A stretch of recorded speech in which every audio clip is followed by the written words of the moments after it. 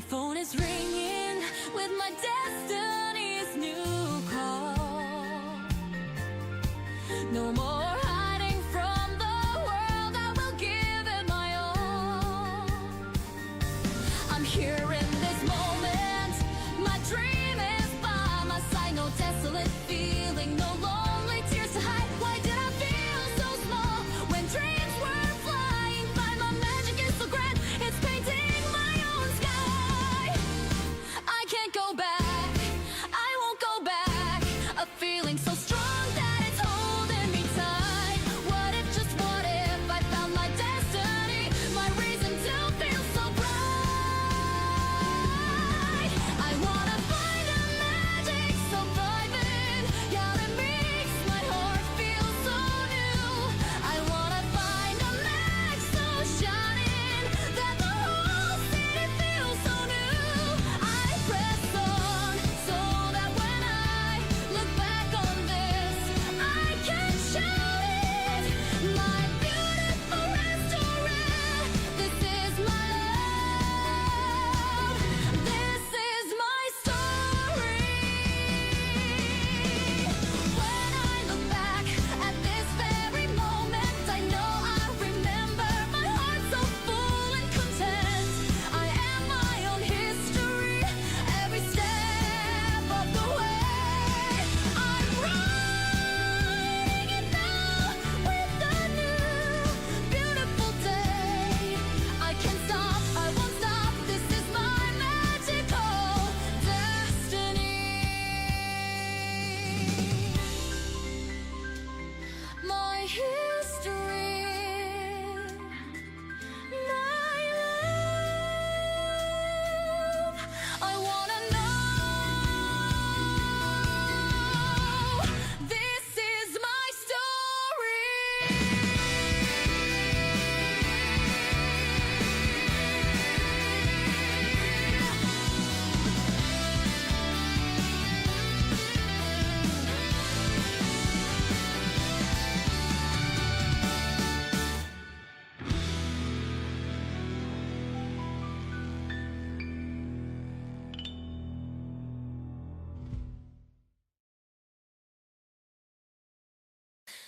Darkness that is blacker than a twilight.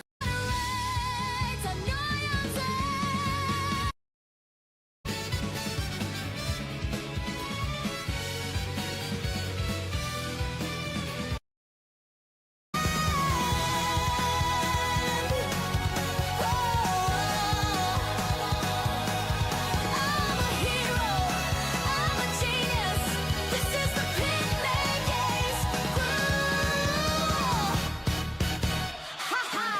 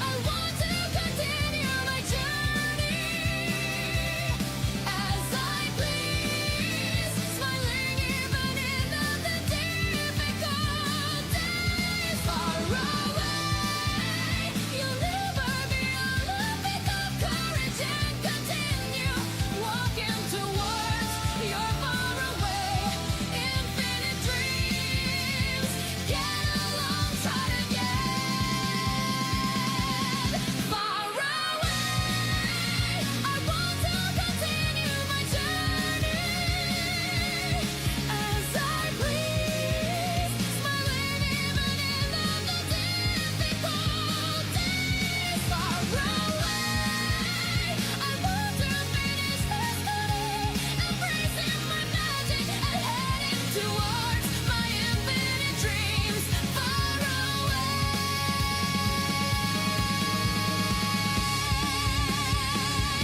You'll never be alone.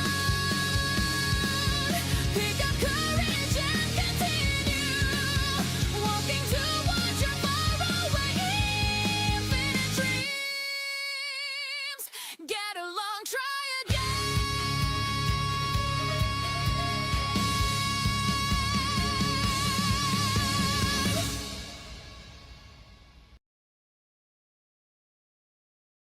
There we go, Mike. And live scene. Where is it? I had to update my game, so I didn't get to just set this up beforehand. It's gonna work? There we go. Okay. We're doing the story quest today. There we go. Too many markers in one area. Yeah. Thank you for waiting. I finished checking your adventurer handbook. Here are your commission rewards. We have no other urgent commissions on the books at present. Thank you for all your hard work lately. Perhaps you two could consider taking a vacation. Amazing! Paimon never thought we'd end up having downtime and not cry. Things were pretty hectic when we first got here. Everywhere you looked, it was either the wild hunt causing chaos or the Vatui stirring up trouble.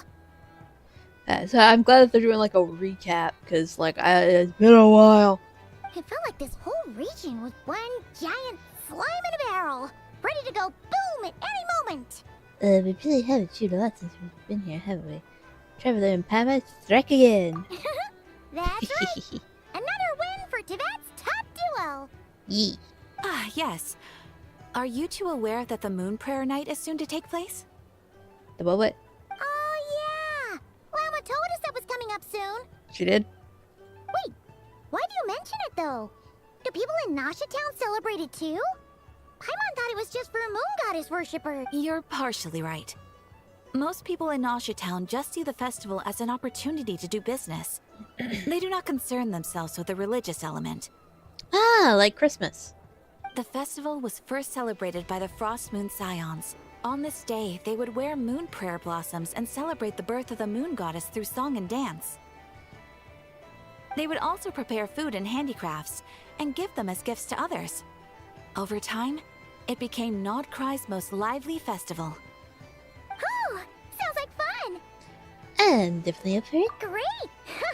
Well, in the meantime, since Catherine doesn't have any commissions for us, let's focus on some personal business instead. Personal? When we first got here, you mentioned that this was where your spaceship landed? Alright, I'm an alien. We didn't get to follow up on it at the time, because we got wrapped up in that whole rare air situation, but now we can finally start investigating it properly.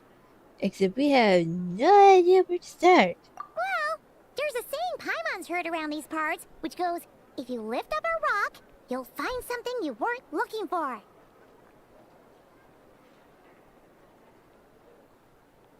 You're not wrong. By that logic, you'll never find what you're looking for while you're searching, but the moment you stop looking, it'll jump right out at you. I'm not sure it's as simple as that. Could be worth a try though, right? Anyway, Paimon suggests we focus on other stuff we want to do for now, and just keep an ear out for spaceship-related intel as we go. Fair enough. We haven't seen Columbina in a while. She used a huge amount of power in the final battle against Rare, and has been much weaker since then. I don't know if I can do anything to genuinely help her. Surely a little chat can do no harm. One other thing that concerns me is we've seen no trace of the doctor so far. What's wrong? She looks super serious all of a sudden. I was thinking about Columbina and the doctor. Paimon gets why you'd be concerned about Columbina, but what does the doctor have to do with anything? We learned back in Natland that he's been investigating the moon, but he's been suspiciously absent so far. I don't remember that. Oh, that's true. And now that you mention it, We're definitely overdue for a showdown with the Fatui. Oh, like we haven't been showing down with what's her name?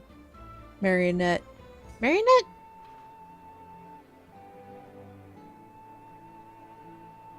Sandrone. We'll just call her Sandrone. It is weird that he It hasn't is shown himself Syndrome, this right? whole time. What could he be up to? Engrossed in one of his experiments, perhaps. Either way, his current inaction is a good thing. It's also concerning because we don't know where he is. My mom would much rather deal with Marionette anyway. She says the meanest things, but when it comes down to it, she doesn't seem like a bad person. She's a tsundere. Maybe it's the pressure of being a Fatus? Especially as a Harbinger. Does she feel like Fatus. she's gotta act tough to keep up appearances or something? Fatus. Multiple Fatui is called a Fatus. I love that. I'm gonna call them the Fatus from now on. Maybe? But then, every time we headed out with Rarier, she always wound up having to repair Polonia and her other robots. Yeah. That's gotta sting. Losing face always hurts more for people who care a lot about their image. She's probably still furious about it. Padma, I have a feeling you might have heard that. What? Relax, she's not even here. Huh? Did you forget that these were her drones? The Fatus. What's the matter? Oh, nothing. Sorry, we'll be on our way now. Where are we again? Oh yeah, Columbina? Right, yeah. Let's go see Columbina. A Nectarine in the Far North. Lol. Go see the Silver Moon Hall. Vacation. You're right. Yum. Oh, where? Is there like any? Oh, can we just teleport there? Oh, that's so much nicer. Haha! I love this part of the game. It's so pretty in this song. The music. Love the music.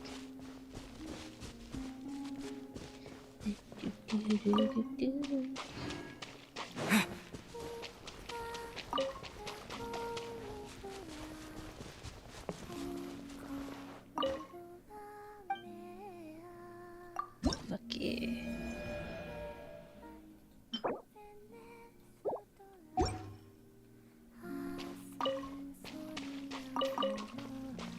How do we unlock that?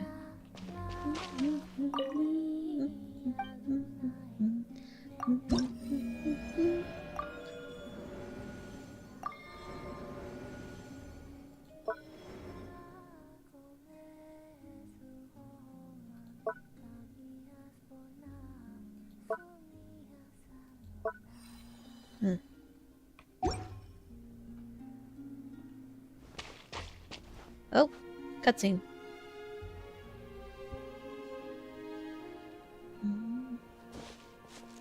Hey, she's sitting up.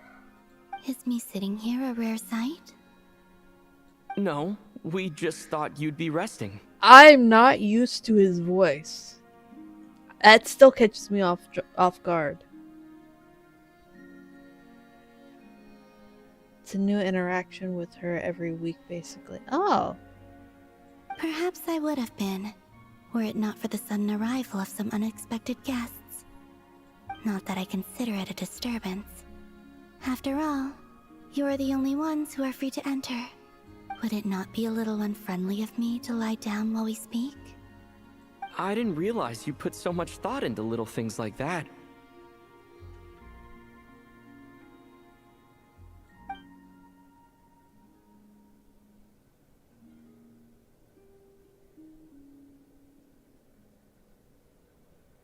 Only sometimes.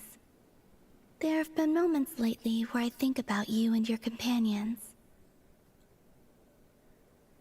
They are warm, mysterious, and cozy memories. Very few of my past memories are anything like that. They say that travelers return home bearing bags full of souvenirs. But my luggage was empty. and I believed it would stay that way. Return home? So, you're still planning on returning to the moon? Yes. This planet continues to reject me, reminding me that I do not belong here. If I remain in Teyvat, there will come a day that I disintegrate. And I don't mean reduced to dust, or turned into food for the flowers. I mean, I will cease to exist entirely. Alright then. Well, we're sure gonna miss you. But it sounds like we'll have to say goodbye. How do you intend to return? The moon prayer night is soon to arrive. On that day, the moon will be closest to Teyvat. The Kuvaki in this land will reach its peak at that time. I merely need to grasp the tide, and with relatively little effort. Oh, Paimon gets it! It'll work like a slingshot! You make it sound like she's gonna get blasted up to the moon. If I did that, I suspect I would crash into the false sky. I will be using a much gentler approach. But I do like the analogy. It's fun. You see? She gets Paimon's sense of humor. In the blink of an eye, the time has come to part ways. It does feel that way, doesn't it? Time seems to fly fastest when you are enjoying it.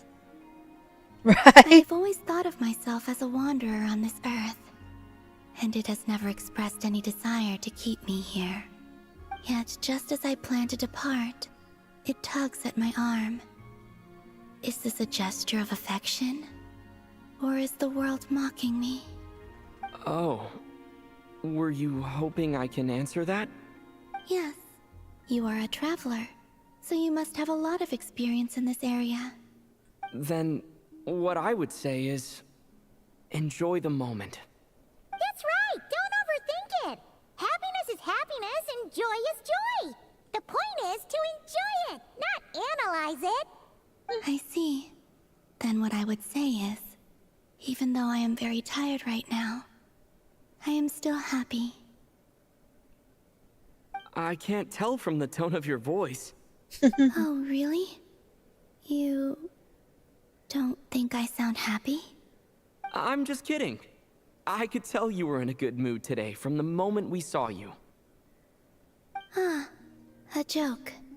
Albeit not a funny one. Anyway, I assume you're here about you-know-what. Give me your hand. Actually, it's not that. There's something else we wanted to discuss with you. Oh. Then, do you still want to give me your hand? Or not? Sure.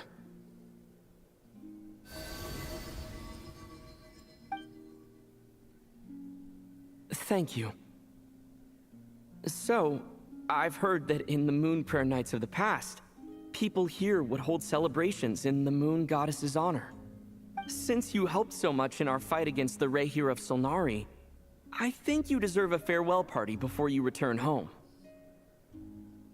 I haven't asked everyone else for their opinions on this yet, but I'd like to invite you to join the upcoming moon prayer night. I've never joined a moon prayer night before. I'm not sure what I would even do. Oh, don't worry about that! We take care of everything! All you need to do is show up. Of course, there's no need to force it if you're not feeling strong enough. It's just, this kind of felt like a golden opportunity. But they call me Kutar, and the Fatui have an arrest warrant out for me. I shouldn't appear in public right now. Yeah, there will definitely be complications. I'll but... make it work. You have my word. And then everything went wrong. We got your back! Well, he does. Paimon's actually not too sure what he's planning. All right, if you're sure. I will not refuse your Why is it invitation. spicy? Hey, I drink suppose of water. it wouldn't hurt to pack a few more sights from this world into my suitcase before finally learning what my homeland looks like. Oh, if you see Lauma, please tell her that my answer to the question she asked me is neither yes nor no. Rather, It is. There is no need. That was kind of cryptic, but sure. Guess it's between the two of you. We'll pass along the message. Bye for now.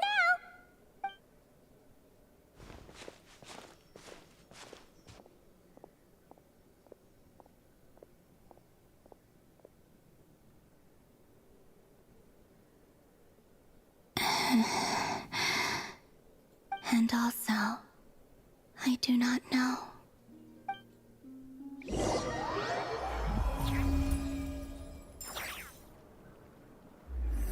Well, that's cryptic.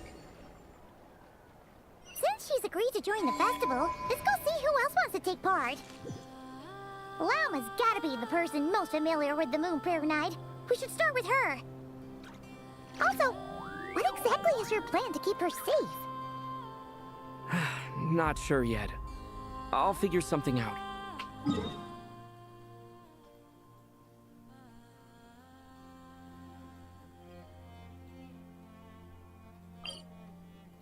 Teleporte. What? Are you serious? And Paimon even gave you her vote of confidence back there. When did you become so sneaky?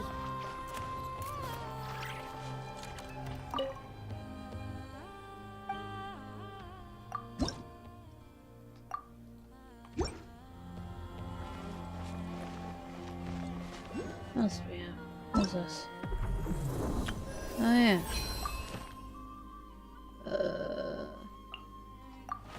Still keeping Clay. What's this? Go away.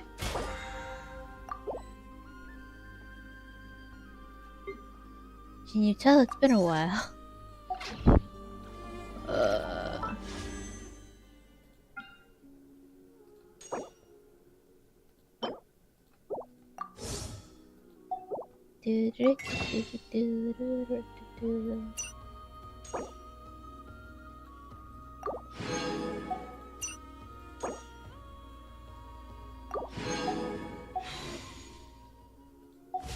Okay. Turn to TC.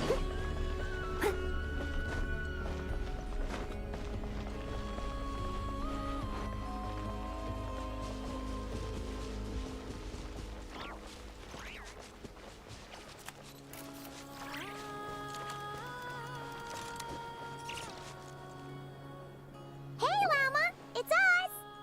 Huh? Varka? Farka! Here. Beats me. I had a bit too much to drink last night, and when I woke up, I was on Hisi Island. Mr. Varka is helping to oversee Nasha Town's preparations for Moon Prayer Night. He is here to go over some details regarding the decorations and custom cloth designs. Right, yeah, that too. What do you mean, that too? So preparations are already underway. Celebrating this festival is a long-held tradition here in Nodcry. On this day, the crescent moon at the top branches of the verdant crest turns into a full moon, and the moon prayer blossoms bloom with a special radiance. It's an especially welcome event coming off the back of all that nasty business with Rare. Everyone got put through the ringer recently, and now they're looking to turn their fortunes around. The big shots in town all agree that a big, lively celebration is just what we need to rebuild people's faith in this place. No wonder Catherine said the people weren't so bothered about the religious element. That's right. It's become more of a local custom by this point. The celebrations have little to do with whether the religious stories behind this event are true or not. Even the Frost Moon Scions are eagerly awaiting the coming of Moon Prayer Night, despite now knowing that their past beliefs were Yeah, founded on pretty a much. That's fair. It's a bit like the lantern ride in Liyue. It's a chance for people to enjoy themselves, not debate the existence of the Adepti. Although in their case, the Adepti definitely do exist. We've met plenty of them in our time. Oh, one other thing. We just went to see Columbina. We went ahead and invited her to take part in the festival this time. Hope it's okay. Wait, so... you mean she agreed to it? Huh. That's quite a surprise. Then I suppose that she intends to return to the moon on that. Oh, yeah. It's kind of a complicated process, but basically, it's like a slingshot. She probably shouldn't have endorsed your metaphor. I understand. In truth, I had a feeling that she might make such a decision. Well, if Kutar has decided to participate in the festival, Yeah, exactly. She was saying how it could be risky for her to show her face in public. We were wondering if there was any way we could... Unfortunately, the people who carved the statues did an excellent job of capturing her likeness. It will be very challenging to hide a goddess whose face everyone is so familiar with. That's true. Darn! We may have bitten off more than we could... Nah, don't sweat the small stuff. Huh? Are you saying you have a plan? Not as such, no, but the most important thing with a festival is to keep the mood light and your spirits up. You can't go preparing for a festival with those long faces. You'll never convince anyone to enjoy themselves. The Mondstatter spirit is strong with this one. Right? As it happens, I agree with Mr. Varka. Let's start by making our appreciation for Kutar the beating heart of the festive atmosphere. Speaking of Mondstadt, apparently they did an update where they put the wolves into wolfdom. So you can go see that now. I really want to go see it. So as soon as we get a break in the quest, I'm gonna pop over there real quick. And who knows? Once we get the ball rolling, perhaps everything will just fall into place. Or the doctor shows up. Hey, did you catch that? Lama said the thing! Or close enough, I'm looking forward to the Moon Prayer Night already. We have a festival in Mondstadt called Windbloom, and you can always tell which couples are celebrating it for their first time by the smiles on their faces. Big, beaming smiles like their whole face is glowing. And I have a feeling we'll get to see that same smile on the Moon Goddess's face at this... Not quite the same, surely. Anyway, I'll take care of business in the city, but I'll have to leave the decor up to you and the Frost Moon Scions. No one else can capture that traditional aesthetic quite like you guys. But lastly, there's the final key element that brings the festival to life. Companionship. We'll take care of that Before part. you leave, let me show you something that we've been preparing. Mr. Varka had asked to see it already, so you may as well tell. Also, I have some further questions about Kutar's I completely forgot what Kutar told us to tell her. Oh, little booth. Photo booth. Photo booth. Where's Lisa? 3. Oh. Ah! Stop. Oh, there's a drum there. Wait, in that case. No, Clee's too tall. Oh well. That's weird to say. Huh? What's this? They sure look like they're having fun. I believe so. Kuhenki seem very skilled at playing drums like these, although I'm not sure where they learned it from. Maybe it's an innate talent? In their eyes, they're probably just playing with toys. Oh, Saluntar. Luanatar! You wanna play Oh too? no. It's not. Yeah. She looks more confused than anything. Maybe we can teach her next time if we get the chance. So if the other ones are tied to the previous ones, so this one's tied to this one, then it's safe to say that...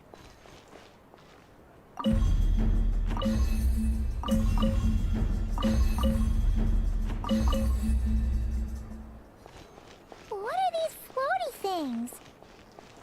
Moon veils. We hang them from buildings in the city during the festival. When you look at the sky through them, it creates a lovely misty effect. What?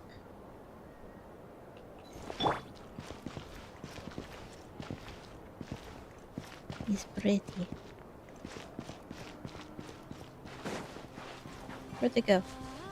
There we go. Everyone seems hard at work. They're preparing items for Moon Prayer Night. For instance, the sculpture being made over here, Mr. Varka and I were just finalizing the details of where it will be placed. Ah, there she is. I didn't know the finished article would be so large. Not to worry, though. All the necessary arrangements have been made. Just let me know once it's ready, and I'll get some people to ship it over. You have my thanks. And over here, we are preparing a very traditional confection. Oh, look at all these colors! It looks great! Can Paimon try one? Of course. I have a feeling you'll like it a lot. You bet! Sweets and treats are Paimon's. If you included those in the Feast of the Moon, I bet Paimon would have joined the Frost Moon Scions by now. There will also be verdant crests like this present in Nasha Town during the festival. The timing of Moon Prayer Night is not completely set in advance. We make a rough estimate, then observe the changes in the verdant crests and moon prayer blossoms to guide us. As such, the wait itself is a fun feature of this particular festival. Oh. That's an interesting way to run a festival.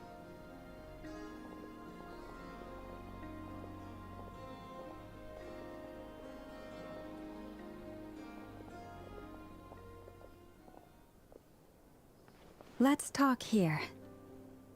To tell the truth, I am very surprised to hear that Kutar is willing to participate in the festival. I once asked her if she'd be willing to stay with the Frost Moon Scions. I could introduce her to everyone, and we could be a fam. She did not answer. But she has. I took this to mean her answer was no. But if that were the case, she would not have accepted this invitation. Speaking of answers, she asked us to pass along the message. There is no need. Ah, I see. Maybe she is right. Maybe the Frost Moon Scions of today no longer need a moon goddess. Probably. But my wish was not for her to come here and be worshipped as a deity. I simply wanted to offer her a place to stay. I'm sure she believes that showing herself here might invite Fatui intervention, and as such, she does not wish to cause us trouble. But what really pains me about all this is that this is her birthplace. She ought to belong here, yet no one has been able to grant her shelter. I think I'm qualified to weigh in here. When someone's about to depart on a long trip, what they need is blessings, not burdens. We should wish her the best, not make the journey harder than it already is. Anyway, she's agreed to attend, hasn't she? All we need to do is simply respect her decision. I see your point.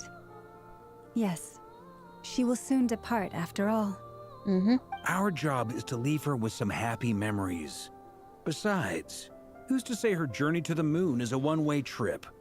It's not like she can't come back and visit if she wants, right? Paimon agrees wholeheartedly. Festivals are all about having fun, so let's keep it simple. All right, I'm gonna head back to Nasha Town soon. Want to come with? I'm guessing you have some other folks to visit there. Probably. Sure thing, let's go. Bye for now, Wilma. Thank you all. Goodbye. Bye, llama.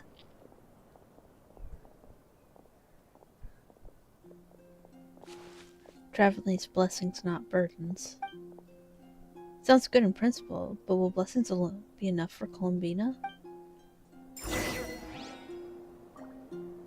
Okay, so now that we have control over the character, I'm gonna go check out Wolfdom and see if they have... Because I heard it updated. I don't know if it, like, actually, like, is updated. But we'll check it out. Also, supposedly, if you play as, oh, what's his name?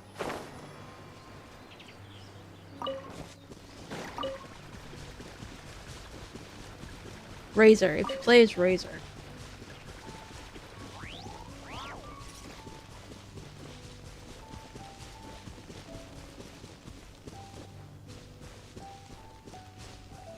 Oh yeah, Razor's one of the invite characters. One of the characters that I really wanted.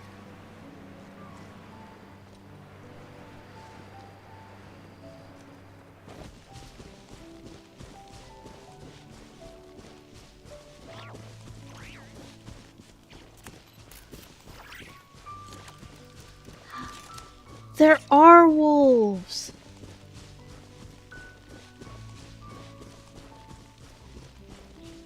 Can I pet that dog? Can I pet that dog?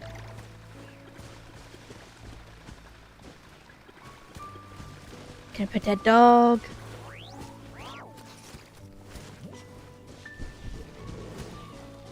Can I pet that dog? They don't let me pet the dog. Oh. Are there more wolves? Oh, it's that guy.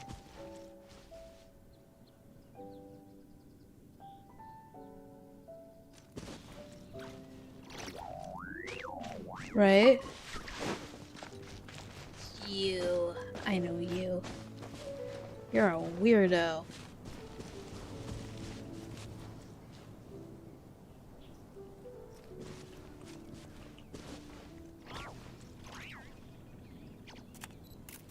Now I'm really curious about this character because we learned that these guys are like half Conrian. But this guy keeps like dressing up as like a rich king and like a prince and whatnot. What if this particular one is like the bastard child of the old king?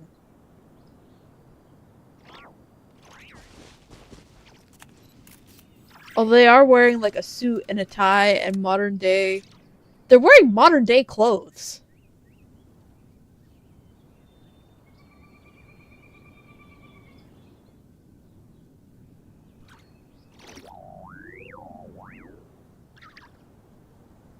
That's weird.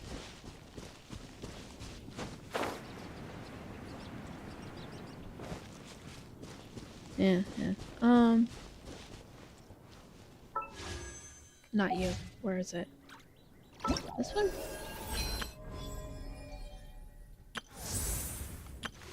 Yeah, which is homework. Which homework related quest to enhance the following characters.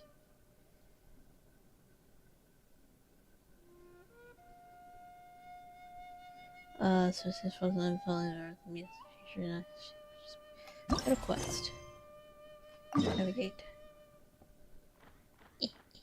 Fine. The Knights of Avonius. Okay. I'm gonna see about doing this one real quick, because if we can get Razor, that'd be awesome. That and I miss Mondstadt. Like, Mondstadt's the first town that you come to, and it feels just so... beginning of adventure-y, if that makes sense.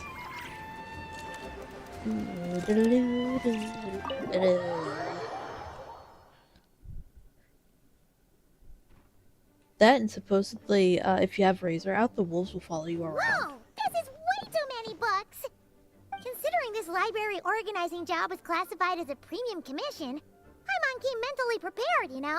But seeing it in person is something else. Why, if it isn't Cutie and Paimon. What brings you back to Mondstadt? Hi, Lisa. Let me guess. You missed me Yeah, so much nostalgic. you just had to come visit. Is that it? You saw right through me. You're for business, actually. You saw right through me. You've become quite the flatterer since we last saw each other, haven't you? Found you! We were starting to think you weren't clocking in today. Well, I wasn't planning to. But then, Catherine mentioned someone had finally accepted an important commission for the library. So I came to check on things. Might you both be here for that very commission by any chance? Pleased to meet you. We're the only ones here, so yeah. Ah, music to my ears. Now, as you can see, a certain anonymous benefactor has donated a large amount of books to us. Who's the anonymous one? Is it Alice? Imagine my surprise when a glance down the book list revealed that each one would be an entirely new addition to our There are books of all different kinds, including quite a few that are banned. Troublesome, I know. So this wasn't an odd job I could trust to just any... And sorting them myself? My, what a headache that would be. It would take 8. All that to say, I'm very relieved to see you here. I would treat you to some tea, of course, but looking at the state of this place, perhaps another. Don't worry. Just leave the commission to... You're as sweet as ever, Paimon. Well then, good luck in here. I'll leave you to it. Right?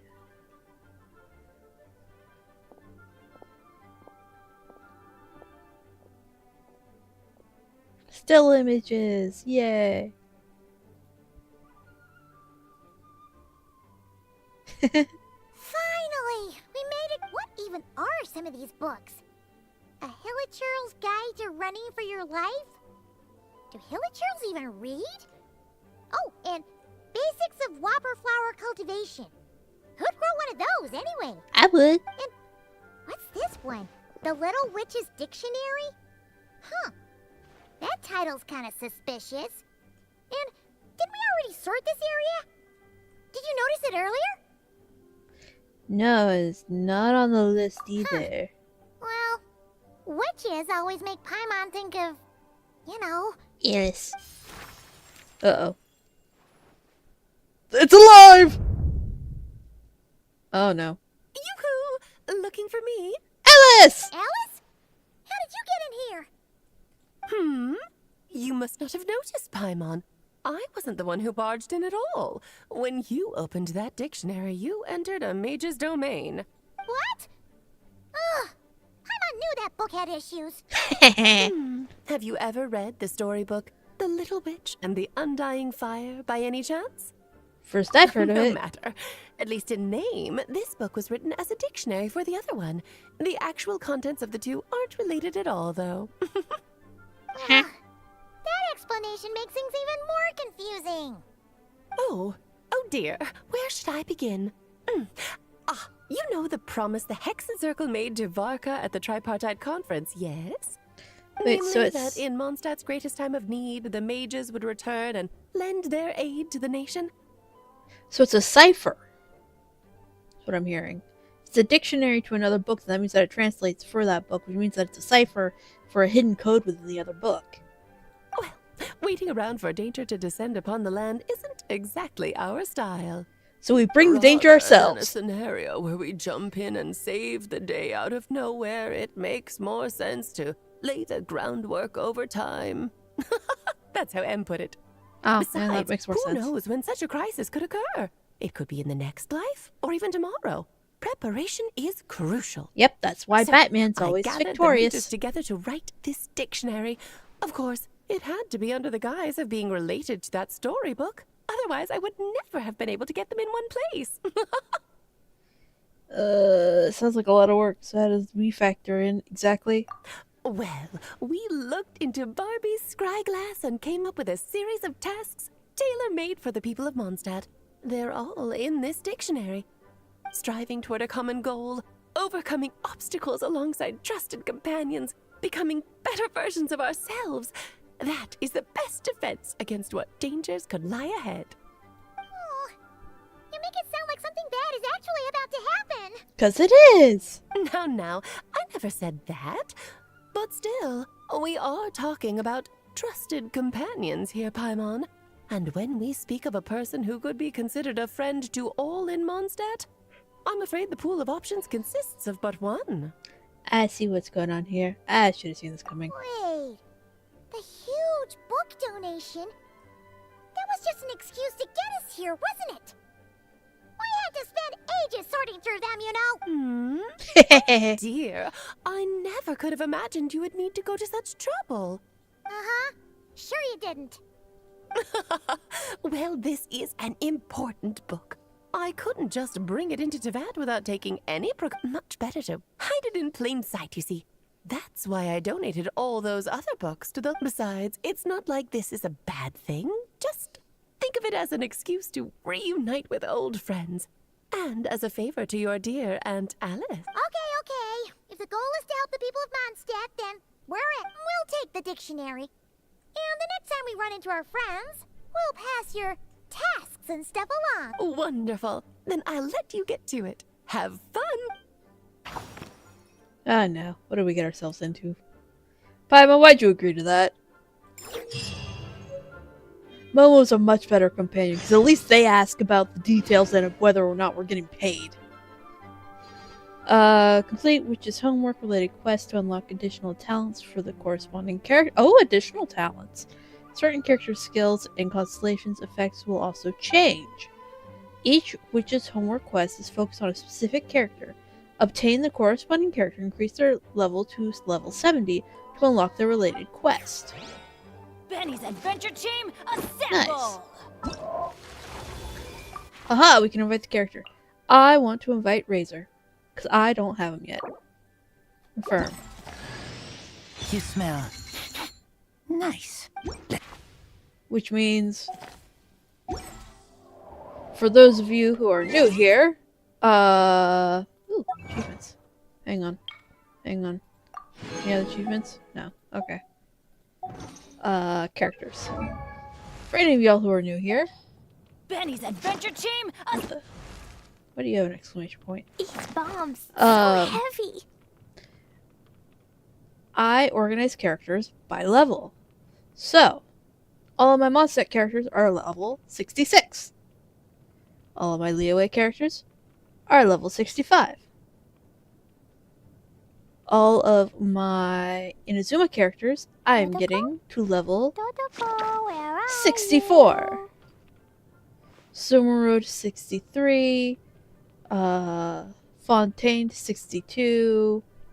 Notlin to 61. Now Shiznaya to level 60. These bombs. So now we have Razor.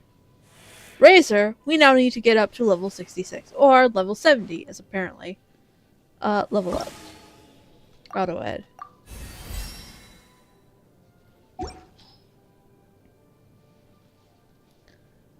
So now we have that.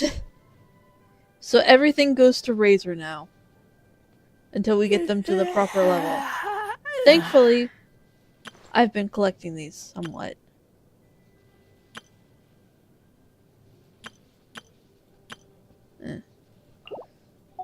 At least somewhat. Now who has the exclamation point and why? Glee. Talents. Ah. A Hexerai character. When the party includes at least 2 Hexerai characters, you'll gain the Hexerai Secret Right effect, which enhances Hexerai characters. Hexerai Secret Right. When Klee deals damage with normal attacks, elemental skills, or elemental bursts, she gains 1 Bloom Badge. Boom Badge. That lasts 20 seconds. Each type of attack can grant at most 1 Boom Badge this way. Each badge has its own independent timer. While Klee has 1, 2, 3 Boom Badges on her special charged attack Boom Boom Strike deals. Oh, so it just increases that.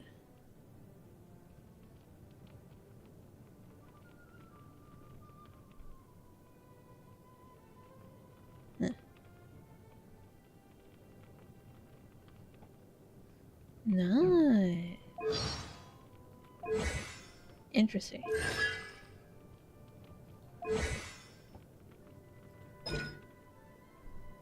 What's the homework? Okay.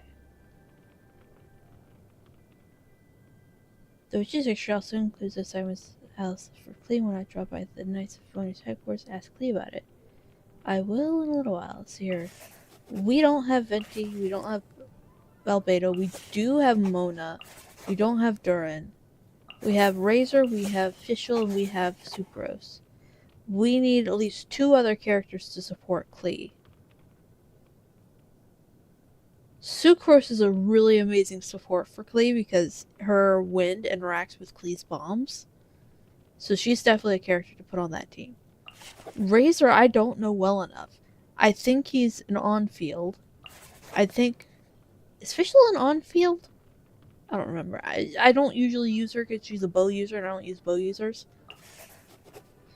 Mona's good for on-off field. An application. And there's Durin.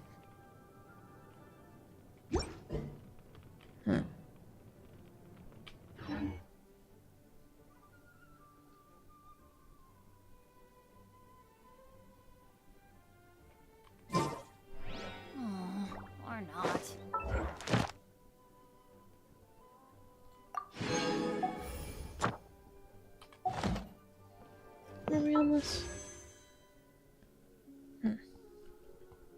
I might actually have to try pulling for Durin. See what we get. What do I want? What do I want? What do I want?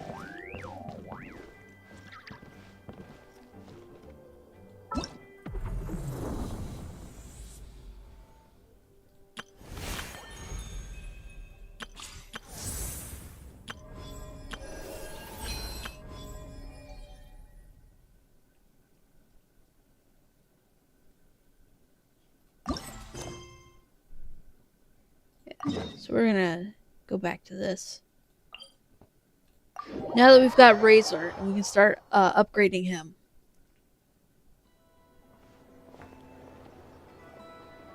Huh? Hey, over there! It's Durin and Albedo with Flints! What could they be chatting about? Rocks. Your guess is as good as mine. Ah, Grand Master, and the Traveler in Paimon. Hello there. It's been a while. Perfect. We have some new volunteers for our investigation. Sorry, what investigation? Wait, let me guess. The righteous Lightkeepers are finally ready to hunt down the Abyssal Dragon? Yes, that too. Yeah, right! Oh, wait! Why does everyone keep saying that too? Well, to be precise, the facts match, but not the causality. Wait, so I guessed right? I love Vorka. Right. Don't act so impressed with yourself. Maybe I can explain. We ran into Mr. Flint's north of Nasha Town. At that time, we just noticed a few abyssal creatures out in the wild, but the strange thing was, I didn't detect any traces of abyssal energy on them at all. On closer inspection, we realized that they were not real monsters, but something akin to reflections in the water, or perhaps a mirage. Huh? What do you mean? Like, you could see them but not touch them? Exactly. It was very peculiar. They roared and tried to attack us, but we could not make any physical contact with them. I think I've heard of things like that happening in Nodcry before, but I don't know much about it. Yes, it's a known phenomenon. Mirage-like illusions tend to appear in Nodcry in the run-up to Moonprayer Night. From a distance, they appear quite real. I myself thought that Misters Durin and Albedo were locked in battle with abyssal monsters when I first arrived. But after sharing intel and investigating a little further, we can confirm that these illusions are harmless. There is no great cause for concern. I see. I'm glad they weren't real. All the Mirage stories I've heard are either animals, rocks, or small houses. Abyssal monsters, though? That's a first. It's a first for me, too. So I'm planning to look into it further just to be on the safe side. I intend to inspect a few more locations. What about you two? Any plans? Alice contacted me a few days ago. She'd like me and Durin to assist her with an experiment. But we lost contact shortly after receiving the message. I'm sure that comes as no surprise to anyone familiar with her. We don't know when the wind will blow. Yet when the wind blows, we will know. That, in a nutshell, describes how Alice operates. Yeah, that tracks. Okay. Well, I suggest we investigate this Mirage business in the meantime. It's piqued my curiosity, and I'm pretty sure I know someone who will already be 10 steps ahead of me. Well said. Right? Whatever's happening in Nodcry, she always seems to be the first one to know. Let's go see what she knows. We can invite her and her staff to the festival while... Yup.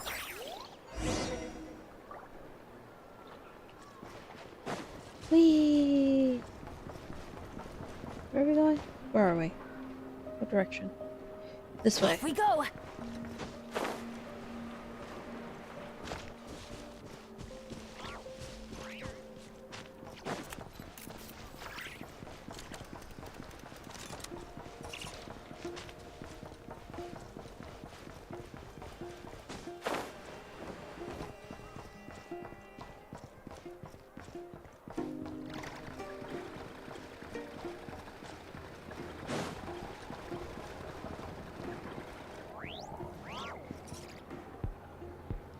I'm still excited that there's like a Melusine here.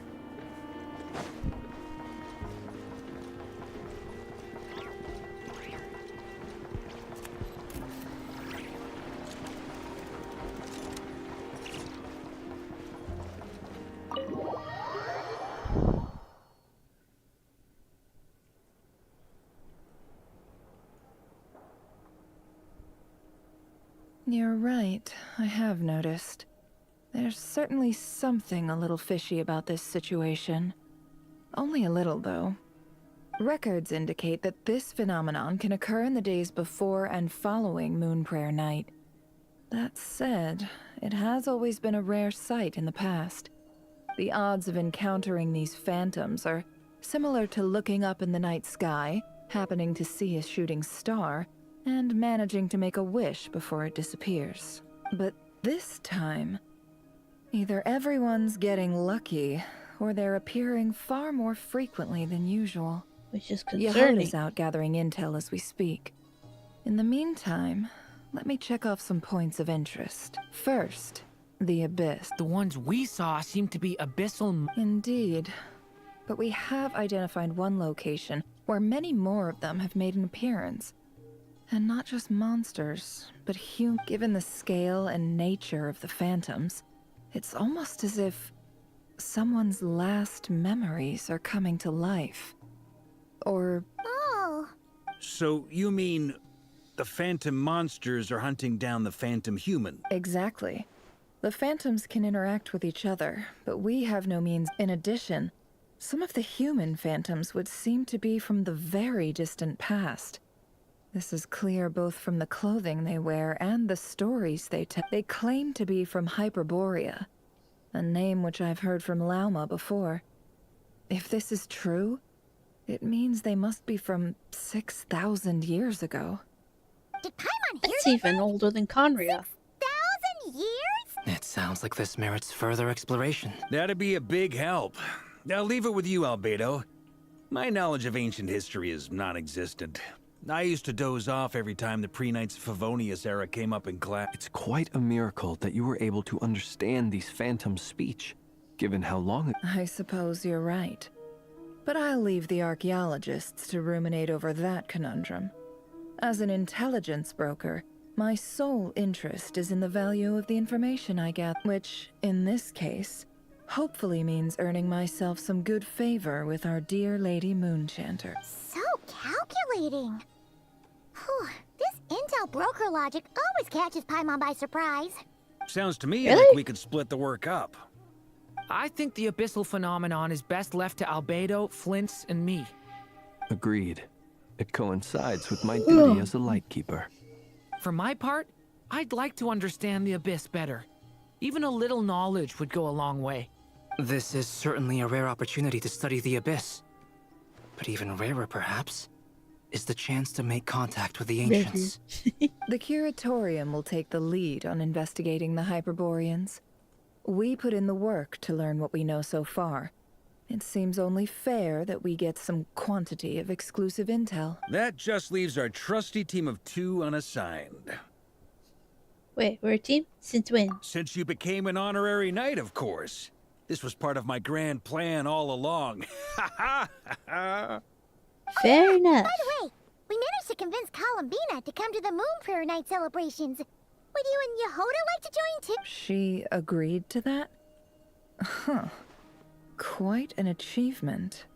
Never underestimate the traveler, I guess. I'd be happy to join. No point shutting myself inside when the streets are all decked out. I doubt any clients will be visiting during the festival in any case. And Yehoda loves a party, so I'm sure she'll jump at the opportunity. No. No. No. No. No. No. No. Way to contradict me in front of... Wait. No, that's not what I have bad news, but... So many people. All right. Everyone inside. Oh, she runs quick. This is gonna sound crazy, but hear me out. I saw one of those phantoms at Star Sand Shoal, and it was some sort of flying ship. Like a spaceship? spaceship at Star Shoal? That's gotta be the one you came to Tibet in. You said you saw the same thing through the moon marrow, right? Huh? You already know about it? Ugh, I thought I was gonna blow people's minds. Wait, back up. You came here in a spaceship? Now my mind is blown! What's it like on the inside? Was it like flying through space? I want to know everything! Me too! Maybe that's a conversation for next time. This is a huge discovery on your part. Yep, exactly. Huge discovery. You're the best. Second best intel broker in the world. After your boss, of course. Wow. Really? Well, I don't know if I'm all... I guess that decides where we're heading next. Come on, don't look at me like that. I know the spaceship doesn't have anything to do with me, but you don't want to leave me as the only one twiddling my thumbs, do you? Yeah, we don't want to leave him on his own. Fair enough. You can tag along. He's like a big In that puppy. case, I let's love meet back him. here to discuss our findings once we're done. I wish everyone a productive investigation. You too. I adore Varka.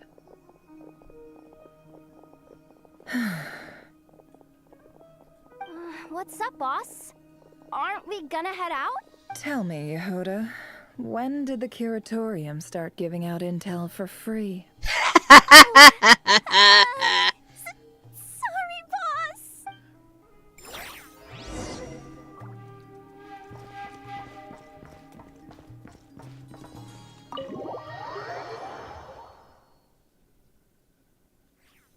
Alright. Where are we going? Up this way. I don't have those open. I'm gonna have to open those. Damn it. Navigate. Navigate. Navigate. Navigate. Teleport.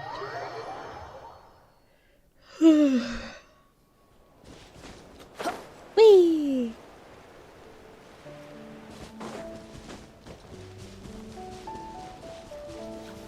It always rains when I go on an adventure.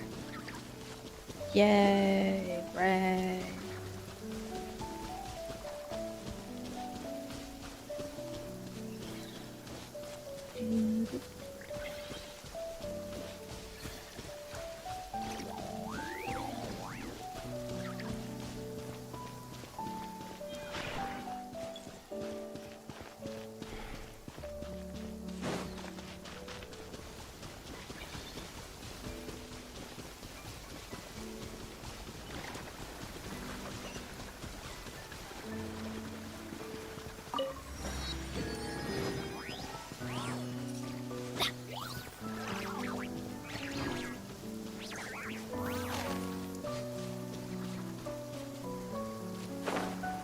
Oh.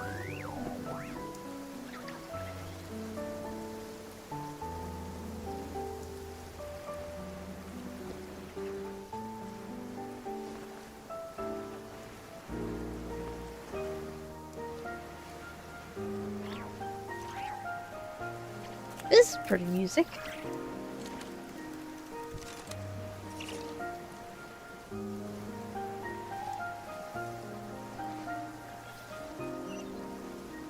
Let's go ahead and get this one.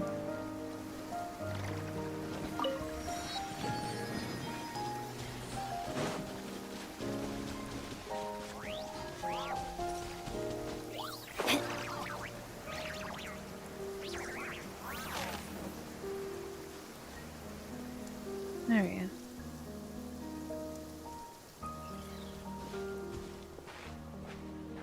Well, what do you know? Yehoda was right on the money. This phantom really is your spaceship. But that's so weird. Why would it show up here? Is it some kind of projection? Or a ghost? Like, maybe it no longer exists. But somehow it left an afterimage? I'm not sure either. Ah, you're already here. Miss Lauma, what a surprise. I thought you were busy with festival preparations. I was, until one of our people informed me that a strange sight had appeared at Starsand Shoal. No one's ever seen something quite like this before. I thought I should see it for myself. Same here. Oh, so we heard that these things appear around the festival period. Unfortunately not. We have very limited information about them, since they can't be interacted with. And no human phantoms have ever made an appearance before. The most we've been able to deduce is that these sightings appear to be connected to the increase in Kuvaki energy around this time. Let's look around and see what we can find out. Yeah, seems like that's all we can do. This is all so confusing. Allow me to lend you a hand.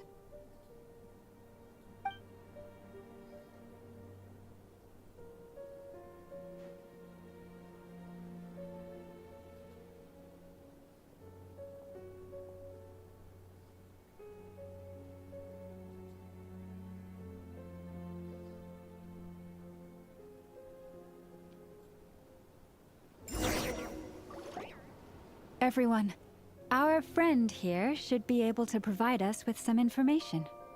Is that a phantom Rhymehorn deer? I've heard about how the Frost Moon Scions live in harmony with the animals and can even communicate with them. That's coming in handy now, for sure. Okay. Yes, I understand.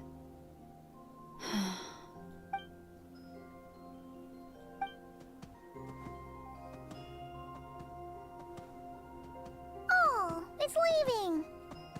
It appears to share our curiosity about this giant spaceship, so I asked it if it wouldn't mind investigating along with some friends. In return, I told it about some nearby spots where the wild fruit. We may live in a different era from these phantoms, but I trust that the terrain, climate, and ecology here are more resistant to the effects of time. Let's give them a moment and hope for the best. A few months from here and its companions return happily.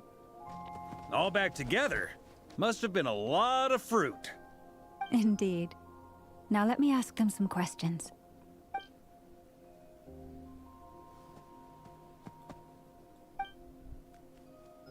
It did find a lot of wild fruit. Enough for them to feast for a long while. This puffin circled in the air several times, but didn't spot anything out of the ordinary.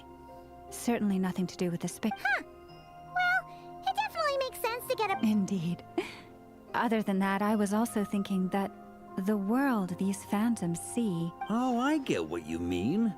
The wild fruit exist in both times and spaces, but there might also be things that only exist in that space-time, which we can't see. Because we don't see their whole world, we only see small fragments. Good point. Great thinking, Llama. Blunthorn rhinos can use Kuvaki to shift great rocks, but this one says it couldn't get that ship to budge by even an inch. Means that it The has sniffer nothing to do mole with- tried too, but despite being a skilled digger, it could not get through. They say that the spaceship looks robust and undamaged. It seems completely impervious to any and all attacks. Whatever lies within is well defended from harm. So, just like us humans, there was nothing they could do about this spaceship either. Yes. Still, they deserve our thanks. We are grateful for all your efforts, dear friends. Now go. I've noticed some other human phantoms gathered nearby. Come on, let's go talk. Do they even speak our language?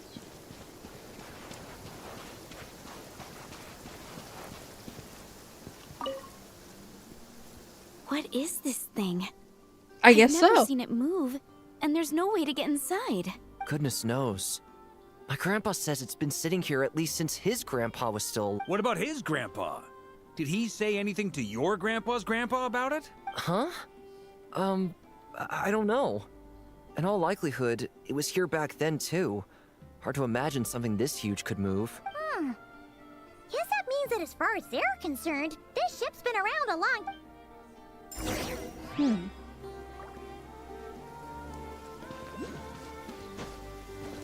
Oh, we can walk right through it.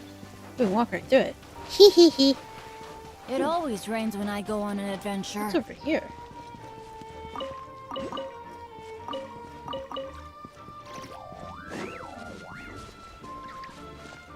Huh.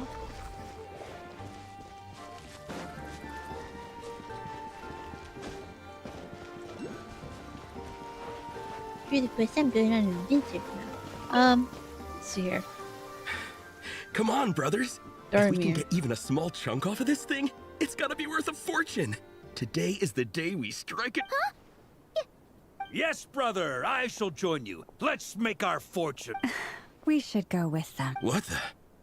This thing is crazy tough. I can't even scratch it. Sorry, brother. Looks like we'll have to shoot our fortunes elsewhere. Enjoying yourself? I was just seeing if I could influence this phantom's perception by playing. But nope, no dice.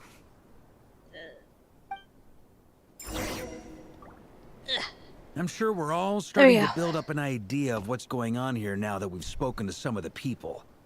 These phantoms are reenacting real historical events in Nodcry. It's almost like we're in some kind of interactive stage play. We can talk to the actors, but the plot is fixed, and we can't influence it. It makes sense. History is set in stone. The objective facts of the past cannot be changed. Paimon totally thought you were just goofing around earlier. But actually... Of course I was. Anyway, at this point, I think we're forced to conclude that although the Phantom spaceship is right there in front of us, we aren't going to learn much about it from these people. If only it showed the moment when my sister was searching for me, maybe then I could have discovered why she wasn't in the spaceship. Or if it showed the moment when it disappeared, I might have found out who was piloting it and where they were heading. But no such luck. All we've seen is the arbitrary moment in time during its long stay here. Don't be discouraged. If nothing else, this is proof of the ship's existence. And think about it. So many people tried to hack their way inside, but no one could get the door open. It's made of very tough material. To me, that says that we'll either find the ship itself or the story behind it. It's just a matter of time. Thanks, Varka. Huh. Every now and then, when Varka gets serious, he actually does seem like Grandmaster material for once. Right. I wonder how the others are doing. Let's head back for now. Sounds good. Also, drinks are on me if Team Knights of Favonius is the first to finish. Wait! We have a team name. Am I in Team Knights of Favonius as well? You're very welcome to join. We've even got a cathedral ready for you. Isn't that technically blasphemy? You wouldn't dare make a joke like that if Barbados was in earshot. Yes, he would. Nah, I'm sure Barbados doesn't mind a little harmless blasphemy once in a while. Venti would be the first one to make the joke.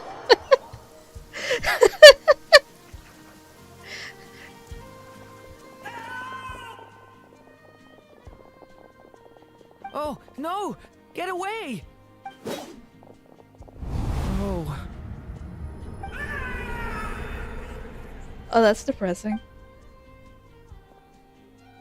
I know it's hard to stomach, Mr. Durin. But as I'm sure you've noticed, there is nothing we can do to intervene in that which unfolds. But we have to at least... And try you have. But are you aware of how many unsuccessful... I wasn't keeping... I'm afraid this is the 39th failure so far. Or the 5th if we're only counting this particular victim. There are no indications that these phantoms may be altered in any way. You seem to have calmed down a little. I'll make us a fire. You should rest and have some water. I need to clip my nails. Feeling any better now, Mr. Durin? May I ask a few questions? Be my guest. What exactly are we witnessing here? What happened to those people? My guess would be that we are seeing Nodcry during the Conrian Cataclysm. Would that be accurate? Conria. That is correct. As you know, once the Abyss senses even the tiniest crack, it floods in and spreads like wildfire. There was a time in the distant past when it permeated all of Nodcry, causing immeasurable harm. The people paid a terrible price to heal this land. Then, 500 years ago, the whole of Teyvat suffered an abyssal disaster. Once more, Nodcry was dealt a devastating blow. I see. In the face of the abyssal onslaught, all were like grains of sand tossed around by a tidal wave. Be they human, fae, or God. The moment you witnessed is but one drop in a whole ocean of catastrophe. All right. I guess that answers my second question, too. I wanted to know why there's nothing I could do to help them, and that's because what we are seeing is history. That would be my guess as well. As I understand it, history and fate are not all that dissimilar. The latter may be unseen to us, but both are immutable. Yes. Fate was determined long, long ago. I still have a couple of other questions for you, Mr. Flint's. You mentioned more than one abyssal disaster that has struck this land in the past. How can you be sure that what we're seeing is from the Conrian incident? And also, how are you able to stay so calm when you're talking about these events? From everything I know about you, you're not cold or ruthless, and you're not indifferent to the suffering of others. Alas, I am forced to show my age. I must be 600 or 700 years old by human measure. Wait, so you... One is not easily moved by history when one has witnessed the truth firsthand. Yeah. I'm sorry. You needn't apologize. Your passion is a good thing to have. Treasure it, because someday you may find it in terribly short supply. Now, at the risk of offending you, I have a question in return. Your curiosity toward the Abyss, is it born from hatred or because you sense its call? Both. I only ask because I kept a fragment of Rerear's body in my lantern for a short time. Specifically, his heart. So I know what a burden it can be to carry the Abyss with you. And I hear its power growling from somewhere within you. In my eyes, your mere existence is a miracle. My honest answer is... I don't know. I don't think I have the confidence to say for certain. What I will say is the Abyss is not the only issue that haunts me. Even before I became who I am today, the question dogged me constantly. Should I even exist at all? My doubts remain unresolved. But when we fought Rerear, something became a little clearer to me. Sometimes it is the darkness within us that allows us to achieve the impossible. I certainly got the sense from your 39 attempts that you were trying to achieve the impossible. It sounds like you've resolved to see the truth for yourself. Absolutely. In that sense, he and I are quite similar. Then I wish you every success. I look forward to the day of your transcension. Well, if everyone's caught their breath, I suppose we should head back. Oh, and one last thing. I'd appreciate if you kept our discussion about history a secret.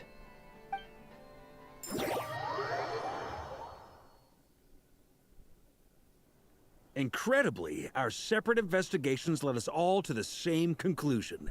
Hooray for consensus! Yeah, but we barely learned anything, though. I totally thought this would be the mother lode. Talking with the ancients? I mean, come on! But nope. All we got was useless snippets of conversation. And all this stuff about moons and hyperopia. What a load of baloney. Seems like people back then had a few screws loose. I understand your frustration. We found the same issue. Each phantom only showed a very brief moment in time. There isn't much value to be found in these miscellaneous fragments of a civilization's history, no matter how glorious it may have been. If there's a silver lining, it's that these phantoms are harmless to the present reality. They shouldn't get in the way of the festivities. Paimon agrees. And not just because it's the first thing she understood in this whole conversation. You look disappointed, Nefer. Is something the matter? What do you think? We all worked our tails off, but the only one to gain anything from it was you, Lady Moonjanter. Well, please do share the Hyperborean records with me. I will gladly inscribe them in our people's document. Oh, duh! That was it! Hyperborea! I'm serious. Only an expert in the Frost Moon Scions and their history can turn these records into valuable resources. The alternative is to let them gather dust on the Curatorium's storage shelves until the pages turn yellow. Nefer, you're wise enough to know that cooperating and sharing the profits is the best course of action here. Well, that goes without saying. Sure, let's do that. Huh? But didn't you say we aren't supposed to give out intel for free? Sorry. Shutting up. Now is not a good time to push Nefer's buttons. Anyway, back to Moon Prayer Night. I'm thinking that we should prepare something a little special, aside from the usual decorations and so on. You mean a parting gift? Can't go wrong with food. Although, does food go bad on the moon? Perhaps a lantern would be a better choice. It could prove difficult to light a lantern on the moon. Magical stones might What about a clockwork mecha model from Fontaine? I've got a whole bunch at home. I use them for fighting practice. None of these sound like things she would be even remotely interested in. But we don't... Yeah. It would really save us the guesswork if someone could find out what she's into. Wait, what the? Traveler? They're all looking at you. Okay, I got it. I'll find a chance to ask her. What would make a good gift for her?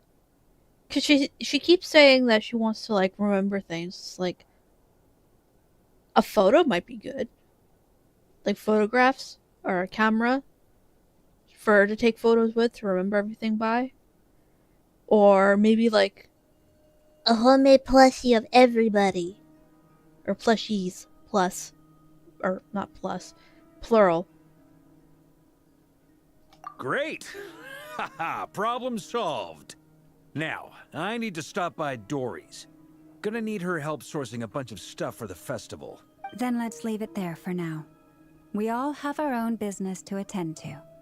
Traveler, if you find out what Kutar likes, let us know right away. Gotcha.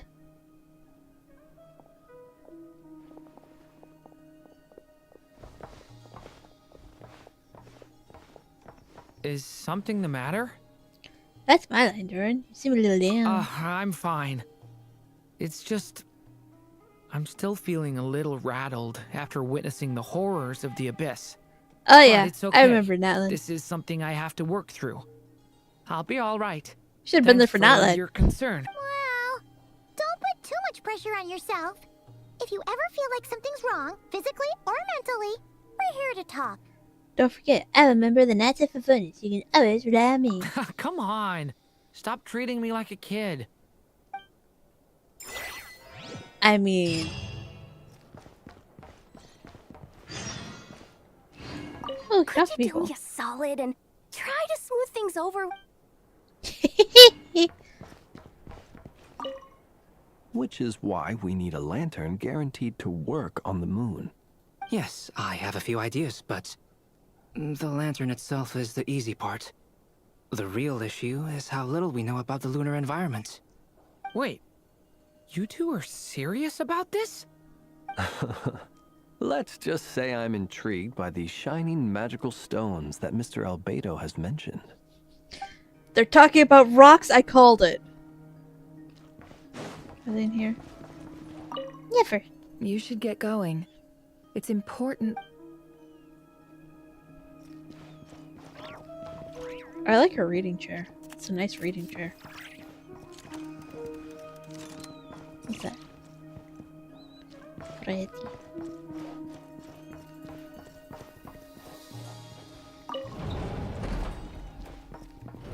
What's this? The pretty letters that have been sent to the Curatorium with secrets.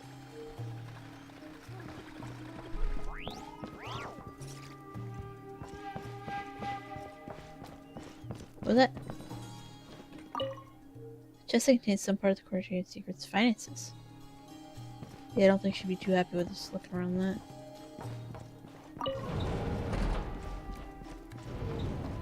There's Varka. I was wondering where he went.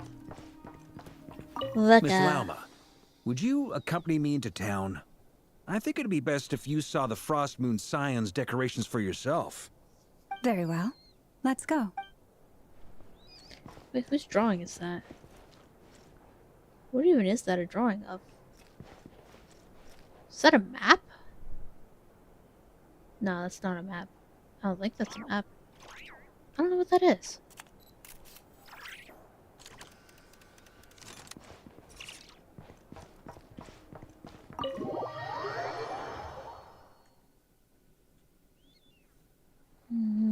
Nothing. Where are we going? Oh, Jesus. A teleporte. Whee.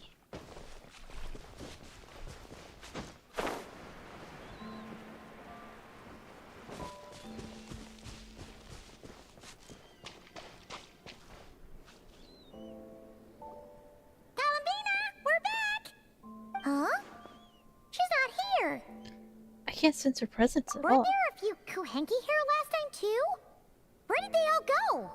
Maybe she took them out for walkies? I love how we actually say walkies. Walkies? For Kuhenki? You're not. Oh, Just okay, do we it! just came at a Make bad your time. dreams Let's come try again true! tomorrow. Hi, Storm! There's still a few days until Moon Prayer Night, so we're in no rush. Besides, she needs time to rest anyway. Uh-oh. Fair point, let's go. No, let's not go. The shut-in has left her home. Shut-ins don't leave their home unless something bad happens. Kalamina! Are you back yet? Oh, how strange. Looks like she still isn't heat, right? It's not like her to spend so much time outside. Especially since she's worried about attracting unwanted attention. Exactly. By the looks of it, she hasn't been back all day. Luanatar! Luanatar, you there? What's with the flowers? Hey! Do you know where Kalambina went? Sorry, didn't understand. But if you know where she is, could you... Sounds like an I don't know either to me. Yeah, that's even stranger. The flowers. What about them? Oh, that's not good news. They change color when Kalambina gets weaker, right? And they look super pale right now. Let's go, we gotta Good find idea. Mama. She might know what's happening. Hmm.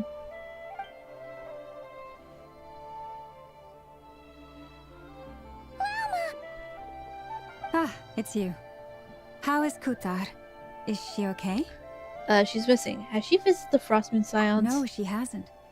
I came here to check on her after I noticed the flower. Based on past precedent, she must be very weak right now. Even getting up to walk would be a struggle. It's... Not to mention that she doesn't do that at the best of times either. So yeah, this is super weird. Has anyone approached Silvermoon Hall lately? No. Very few people are in the know about Kutar's whereabouts. And if anyone suspicious had visited... Come on, let's go to Nasha Town. If anyone has seen her, someone there will know about it. It's not Cry's information. Makes sense.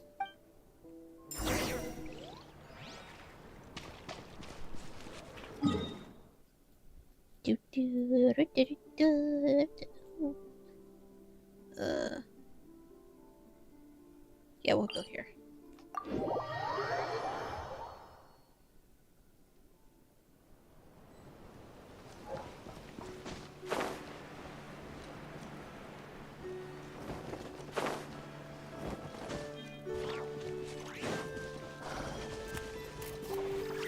What is this?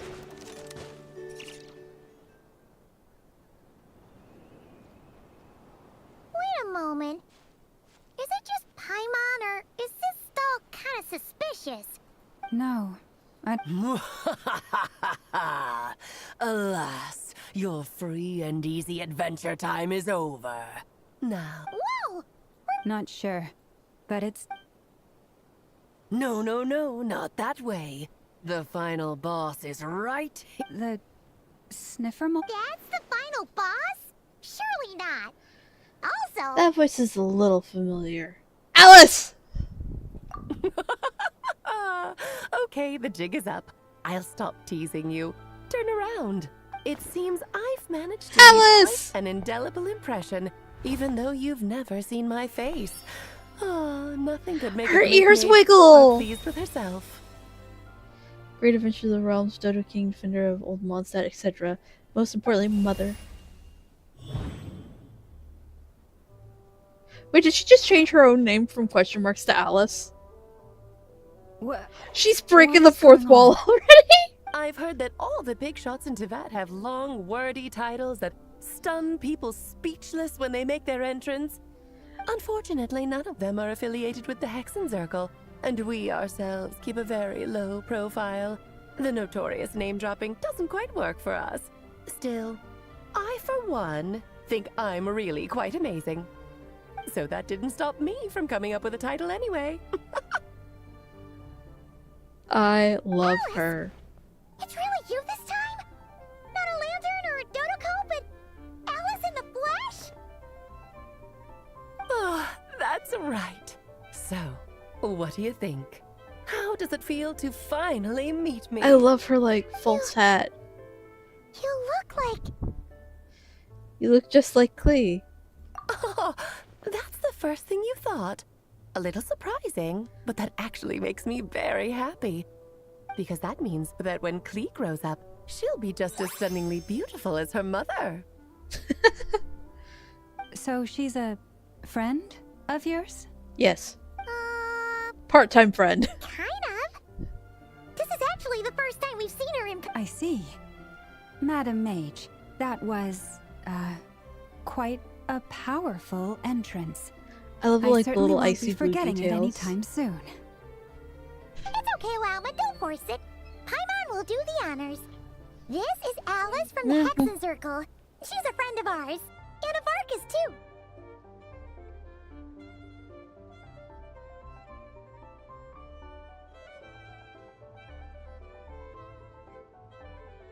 There we go.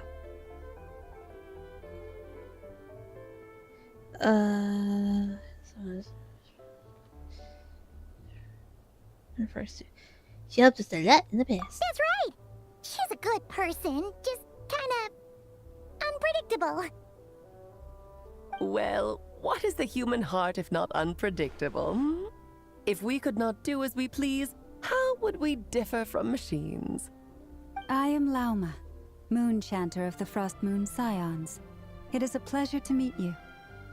Oh, I know. Before you got here, I spent a good, 15 minutes getting up to speed on Nodcry's present situation. In other words, I've read the whole in the last episode part, so we can skip the pleasantries. Fair enough. Well, Miss Alice, I can already tell that you have quite a unique personality. He'll get used to it. Paimon sure is. So anyway, what are you doing in Oh, I thought I told you already. This time, I'm the final boss. And what a formidable foe I shall be. Powerful, confident, decisive, and good luck finding my weak spot. You will never succeed. I'm gonna send a formal request for Jean to put you in solidarity. Oh, drat. My one weakness, and you found it in an instant. Fate has been dealt a devastating blow. Thus falls the great Dodo King. Why are you playing along with this nonsense? For funsies, of course. What's wrong, Paimon? Are you disappointed in me? Am I a gigantic letdown? No, it's just... you seem like a busy lady.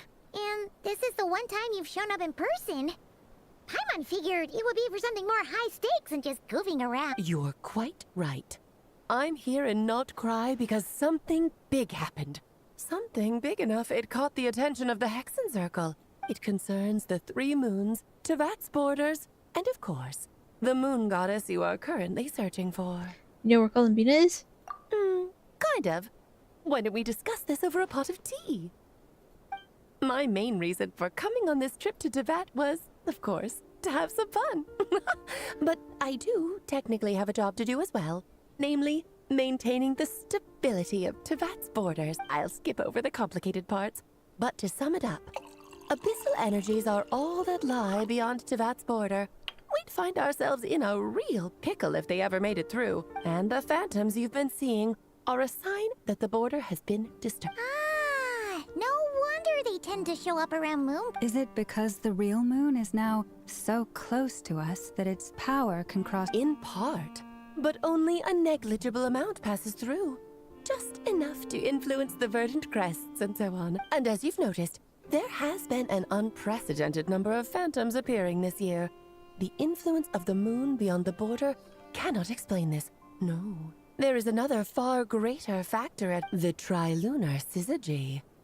A trilunar syzygy? Eons ago, before the heavenly principles came to Devat, it was the then 3 moon goddesses who controlled the laws of this world. You're talking about life, death, and such, aren't you? Oh, that's exactly it. The 3 goddesses split these powers amongst themselves, promising never to consolidate them into one singular body. This was meant to keep the world stable, but fast forwarding to the present, the eternal moon's marrow is with you, while the iridescent moon's marrow, which should never have appeared in this world, has been retrieved. Add that to the presence of a moon goddess in the flesh. The power of all 3 moons is gathered here in Notcry. There hasn't been an event like this since the War of Funerary Flame. And it's having a noticeable effect on Tevat's borders. Why are you so concerned about said borders, if I might ask? Because I wish to give my darling daughter a peaceful, sunny environment to grow up in. Is that a good enough reason? Fair enough. Kinda sounds like you're dodging the question, but it does make sense. Well, that's one reason anyway, and the most important one. The others are a little complicated to explain. For instance, cleaning up after dearest Miss R. Rhine-daughter. Albedo could tell you more about that if you're curious. But right now, I have a more important question to ask you. Why are you collecting the moon marrows? Columbina wants to use their power to return home. I see. Nicole told me about that legend once. Nicole? You mean Mage Anne? Oh, so you remember. We heard her voice in Fontaine. Yes, of course. That was a story about fate, her area of expertise. But back to the story of our dear moon goddess. I'm afraid her intended method of returning to the moon is unlikely to work anymore. What does that mean? She may be missing, but she hasn't gone anywhere. She has disappeared. Once long ago... Nope. Okay.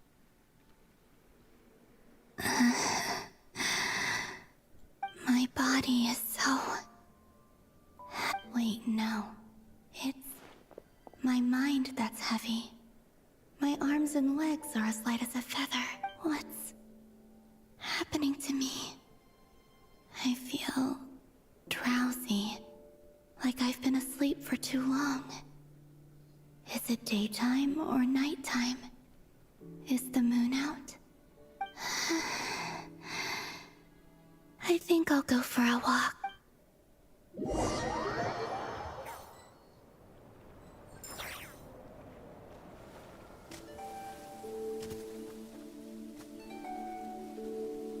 Are you out for a walk too? Huh?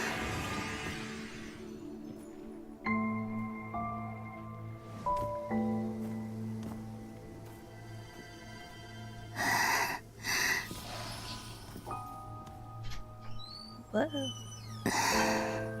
The day has come at last.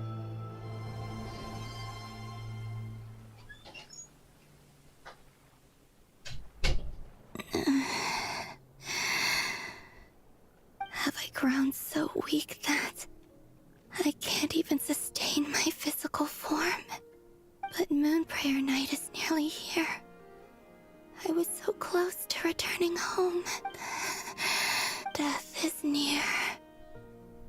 Is this how it ends for me? Will I return to the moon after I disappear? Or... I don't want it to end like that. So far, at least, I still exist. Even if not physically, I can still feel But as my power wanes, I'm sure that too will fade. I suppose I might take one final look at this world. The world. Smireless to visit the Frostmoon Enclave, don't let it slip away.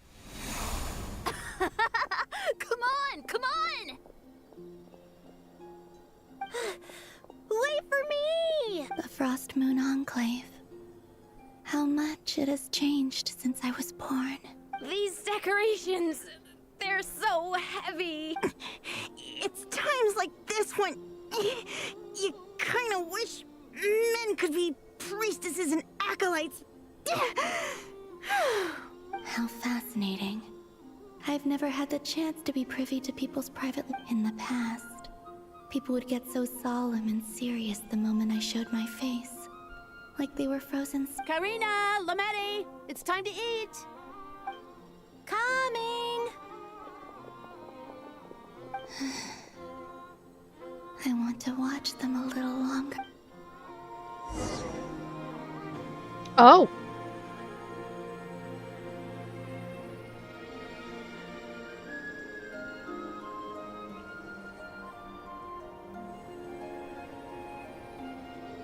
So just fill these balloons with air, right? Yep. Try a couple now to test things out. The rest can wait till Moon Prayer night. Think fast. Rita! Taking an acolyte of the Frost Moon Scions? Take this! Huh? Alright, enough horsing around. Lady Lauma gave us a task. We should... The task is just to check that the balloons don't leak, right? Doesn't matter if we fill them with air or water. Okay, you got me there. And you got me there. But still, we can't use all the balloons before the festival. We won't use all of them. And as long as Lady Lauma's trusted acolyte doesn't snitch, this can stay as a little secret between friends. A couple more... Oh, you menace. Then, think fast! Is pumping a balloon full of water really so much fun?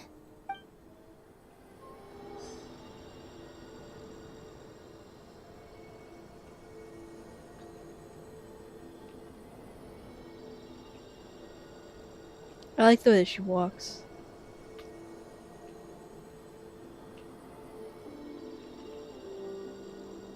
Where are we going? Alright, this way.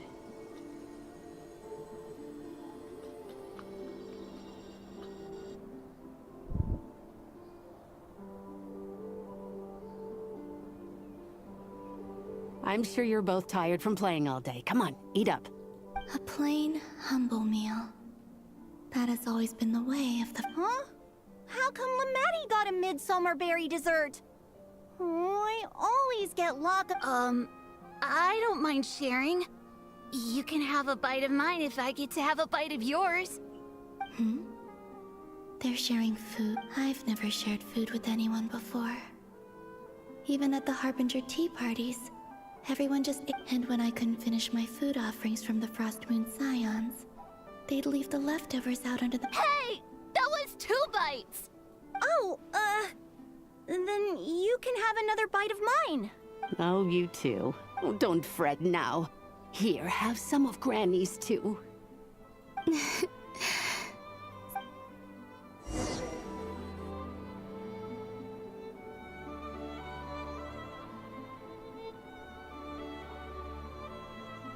I'm seeing so much that I'd never usually get to see.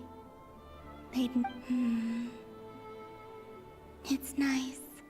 Being able to just watch people in peace in these final moments. What a rare opportunity. I think I'll go take a look around Nasha Town, too. Maybe the Traveler will be the...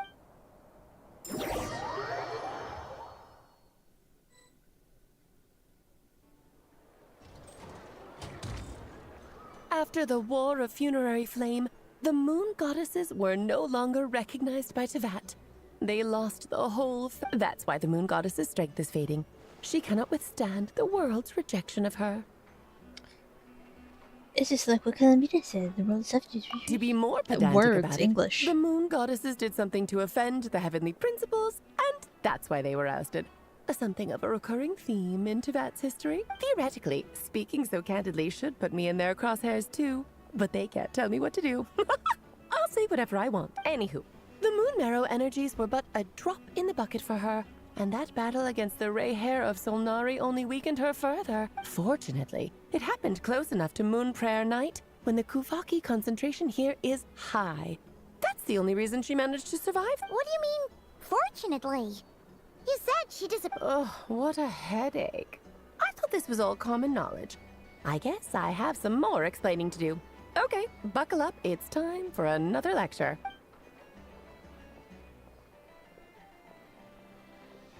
Now, I said earlier that the moon goddesses lost the foundation for their existence. The reason for that has to do with the natural order. Basically, the rationale for their existence in Tevat was lost. The same logic applies to the present moon goddess, too. Consider her existence so far. Her comrades in the Fatui called her Damselette. And she was worshipped as Kutar by the Frost Moon Scions. But these connections have now been severed, whether by her hand or yours. So, the rationale that once sustained her Wait! We did that? Oh, well, strictly speaking, yes. But let's not start pointing fingers, shall we? I'll only end up as the big bad villain, and that's not the kind of final boss I want to be. If you're making light of this, hopefully that means you have a plan. Of course I do. I'm only the greatest mage in the whole entire world. Now, if you wish to find your moon goddess, there are two problems we need to solve. Firstly, we'll need to strengthen the connection between her and Tevat, at least enough to sustain her until moon prayer. Strengthen her connection. But does that mean I'll have to rally all the Frost Moon? I'm afraid a bygone faith and a former home won't be of any help to her now. Do you... Her name? Oh, yes. Names are very important things. A name is a fundamental concept that anchors one's entire existence. I asked her once, but she said she didn't know. Then your first job is to find it. As a moon goddess, I'm sure she must have a name neither Columbina nor Kutar is her true name, and she's never really accepted either. So, finding out her real name is enough to Yes, I know it sounds like a small step, but every journey begins that way. So for now, the second problem is with her plan to use the moon marrows to return to the moon. Unfortunately, piercing through the false sky will take an enormous amount of power. Given her current condition, she won't be able to provide anywhere near enough power, even if But no need to fret. Nicole's the expert in this field, and I'm sure she... Wait! Mage N is going to help us out too? That means we've got 2 Hexencircle mages on the case. This is turning into a pretty big deal. Wait. Actually, this is more of a side quest for me. Like you said, I'm a busy lady, so I can't stay for too long. I'll have to return to Tevat's border soon. Thanks for telling us all of this. That's the upside you get for looking out for my little Klee. Hopefully that will incentivize you to carry on keeping her company in the future. Oh, of course, we Anyway, love Klee. Jokes aside, you'd better get moving. It will take quite a miracle for the moon goddess's consciousness to hold out till moon prayer night. Oh, I suppose I might as well tell you where Nicole is before I leave. Off you go now. Time to meet your new friend. Oh, yes, and a little suggestion. Don't forget to mind your heads. What? I wonder how Durin's doing. I should really go see him before I head back. You really are super... I most certainly am. There's so many children I have to keep tabs on just in Mondstadt. Durin, Albedo, Venti, Varka. There are some unexpected names in there. Klee didn't make the list, huh? Of course not. Klee is my pride and joy. I have no qualms about her, because she's the best child in the whole wide world. Yep. Klee's a little angel. I'm glad you agree. Well, all the best. See you when I see you. Oh, wouldn't mind being Clee's stepmom. What? Who said that? She left in a Alright, hurry. water. Drinking water. Yeah, she didn't pack up her stall.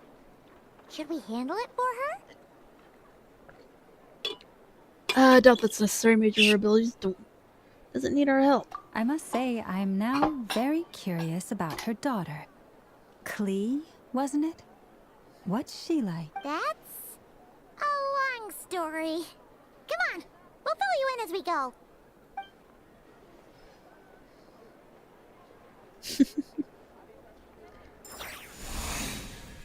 Oh, now we're back to her. Look for the adjective in the area. What a lively place. I've never experienced Nasha Town like this before. Hey, you old geezer! Your hammers are Who are you calling old geezer? Are they quarreling? Nah. I'm looking right at him. You've really gone downhill since giving your daughter free rein in the workshop. Can you even swing a hammer anymore? It shouldn't take you days just to fix a You might as well use that hammer to massage my back for all the...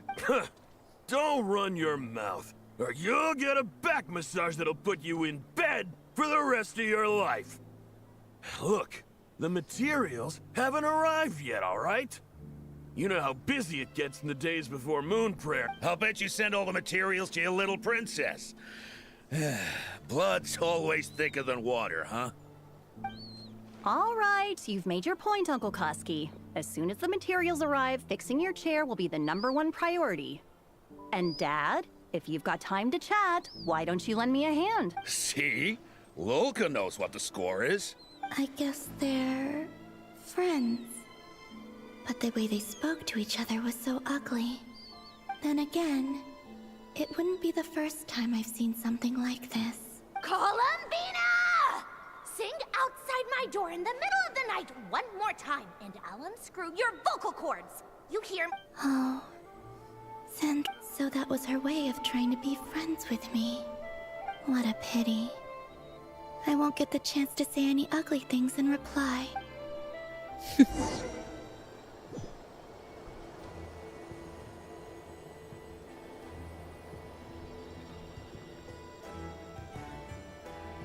Nope, that's wrong way.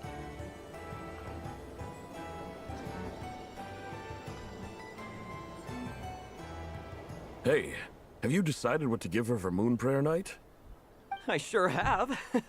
She's gonna get the surprise of her life when she's least expecting it. Then I'll whip out the ring and pop the question. The surprise of her life. What a fun turn of phrase. Cool, I get the picture. You can spare me the gushy details. Ooh, looks like we... Hello there, ma'am. Would you like some moon prayer night Huh? Is he talking to me? Can he see me? Here you go. Oh.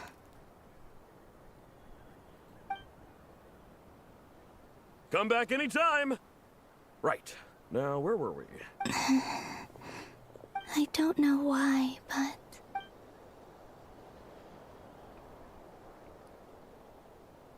The most important thing right now is to find that This name thing seems super important too, but where do we even start looking? I'd better go pay the Fatui a visit.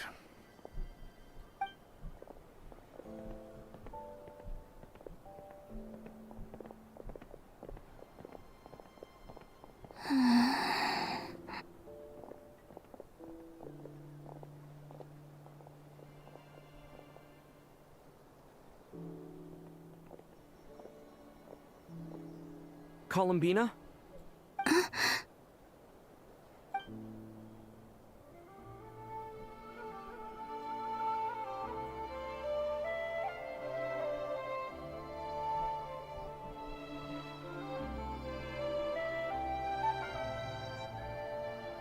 Traveler? Let's go! This is no time to be...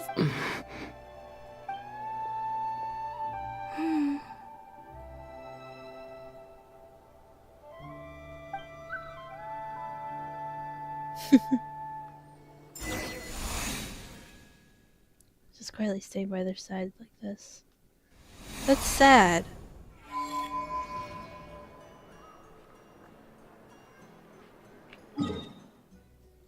Where are we going? Oh god, it's all the way over there. Alright.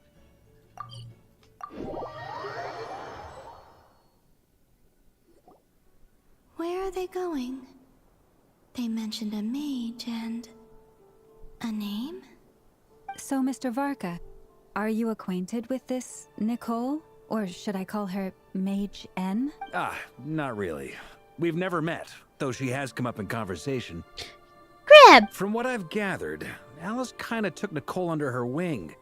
Taught her how to speak in a more ladylike fashion. That kind of thing. Huh. Hard to imagine Alice as an etiquette coach. Not really. Yeah. Alice is a larger-than-life personality, I'll give you that. But then again, that's why she's able to draw such an eclectic mix of people into her inner circle. If I remember correctly, being an interesting person is actually one of her main entry requirements. So, if you ever wanted to join the Hexenzirkel, I'm sure you'd both be able— Hey! Don't go around making promises on— I wouldn't dare! I'm just trying to paint a picture of the Hexenzirkel for you. Okay, sure. Anyway, since none of us have ever met Nicole, how are we supposed to find her? We can't just go up to every woman in sight and ask, hey, are you Nicole? Maybe something she's wearing will give it away? Like, a windbloom pinned to her chest or something. Wait a minute. Alice never said Nicole was from Mondstadt. Oh, true. What about a tea set? I recall that each mage has their own cup. That would be... this young lady?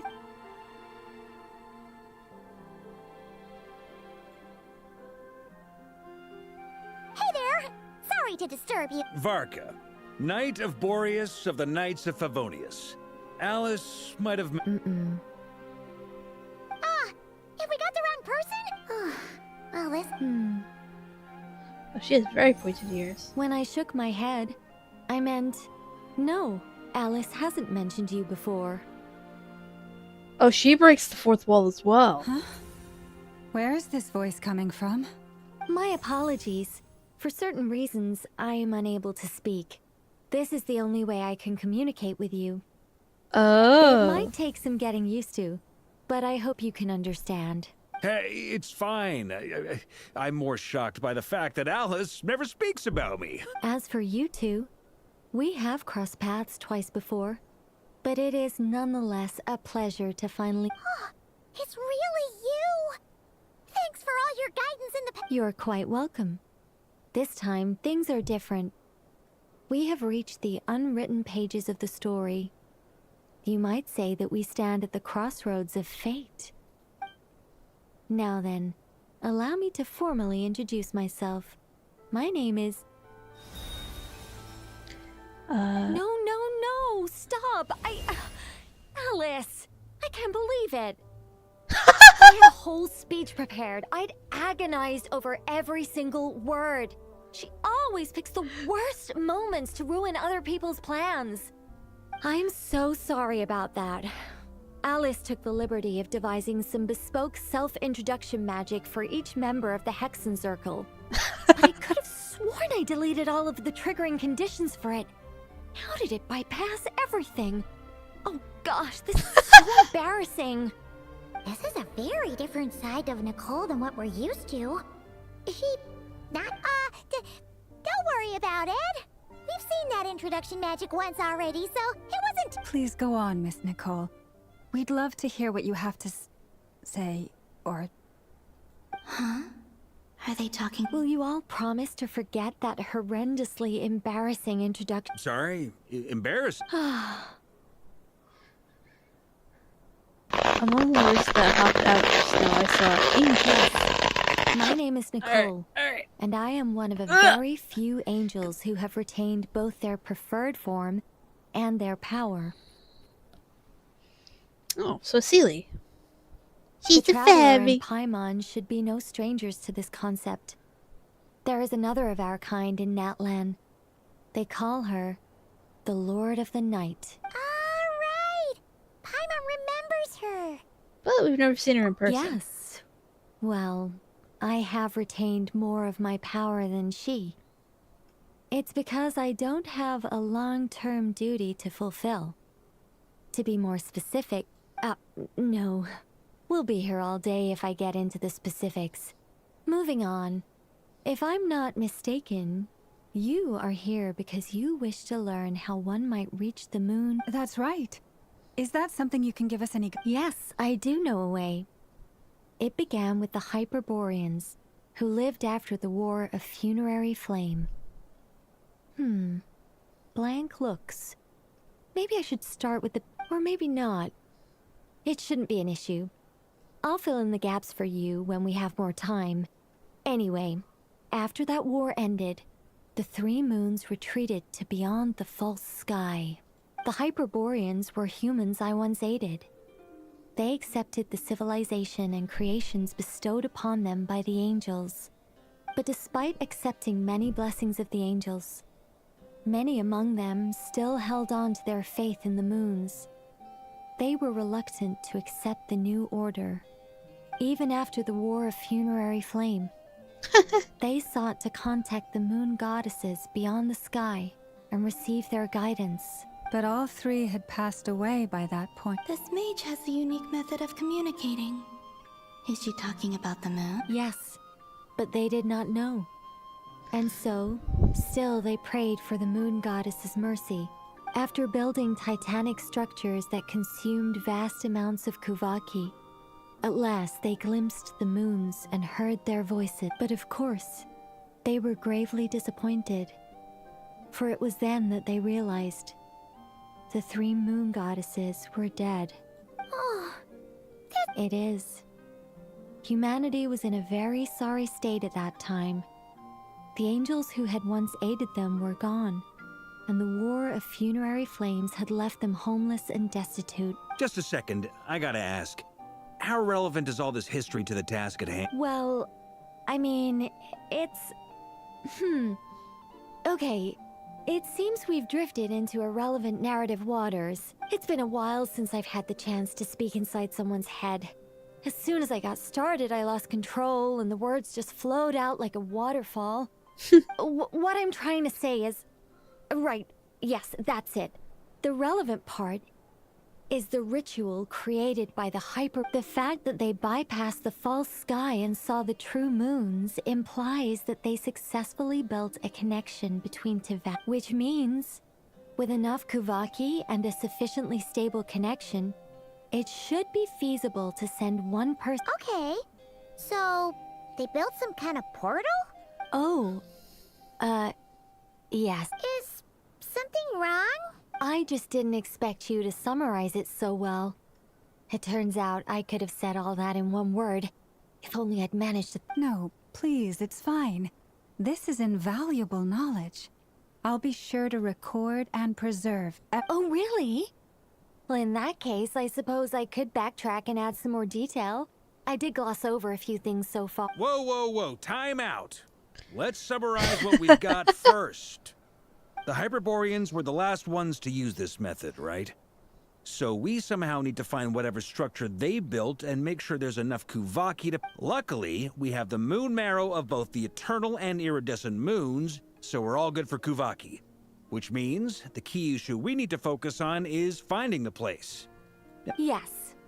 Although I expect the structure is long. That said, what if we could take advantage of the phantoms to travel back to a well, travel back isn't quite accurate. It's more like we'd be creating a handshake between two. We wouldn't even have to pick a time when it still existed. It could just be a time when it still appeared in phantom form via projection, or we could project our own phantoms, fold them. Yeah, she lost them. You look lost. Was that too? Yeah, things got a little, technical there. Paimon's All right. Let me think about how to put this more simply. Over the next few days, I'll search for phantoms that we can use. Once I find one that meets the criteria, I'll let you know and we'll regroup. By completing certain rituals, specific individuals will be able to enter the phantom and make it to the Hyperborean structure. If everything checks out, and it looks feasible, We'll just need to wait for Moon Prayer Night, and we can send the Moon Goddess back home. I'm really skimping on the detail here. I think so. For now, we'll just wait. Yes? Great. Counting on you. In the meantime, we'll focus on finding... My name? Excuse me, Miss... Go on, Miss Nicole. This conversation was a little all over the place. I didn't catch your name. I am Lauma, of the Frost Moon side. Ah, I did wonder. I noticed that you listened very intently when I spoke about Hyperborea and the moon's history. If you'd be interested, I'd love to visit you this evening and go through it again in greater detail. Also, if you were serious about making a record, it would be too risky to simply write down the raw details as is. I would suggest some tweaks. Maybe rewrite the stories as fairy tales or fables. Perhaps anyway, we can cross that bridge when we come to it. So, see you later then? Oh, and no need to prepare anything. Just a cup of tea will do. See ya! She seems friendly. It's so nice to find someone who's actually willing to listen. I've been dying for a chance to finally go through all this systematically from start to finish. Any longer and I'd probably start forgetting it. Now Paimon gets why Alice told us to mind our heads. What did I tell you? A lot of quirk... Now then, the next order of business is... Where do we start looking for the Moon Goddess's name? Maybe the rest of what Nicole has to say might give us some clues. Once I've heard her out, I'll summarize the salient points and share them with you all. I'm also inclined to review our other documents. Yes, our faith was first established by our Hyperborean ancestors, but many of the more factually accurate records are from after Kutar's birth. I have a hunch that the Fatui might know something too. Sounds like we're gonna follow Columbina's journey through Devat. In that case, we'll start by heading to the Frost Moon Sounds like a plan. Take this with you. I'll see about getting in touch with the Fatui.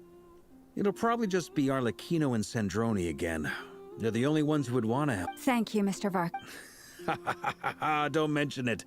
Honestly, I'm more comfortable dealing with the Fatui than prying into the details of a young lady's childhood. I should follow them. Just in case. Alright. Everyone. Teleporte. Where are you? Over here.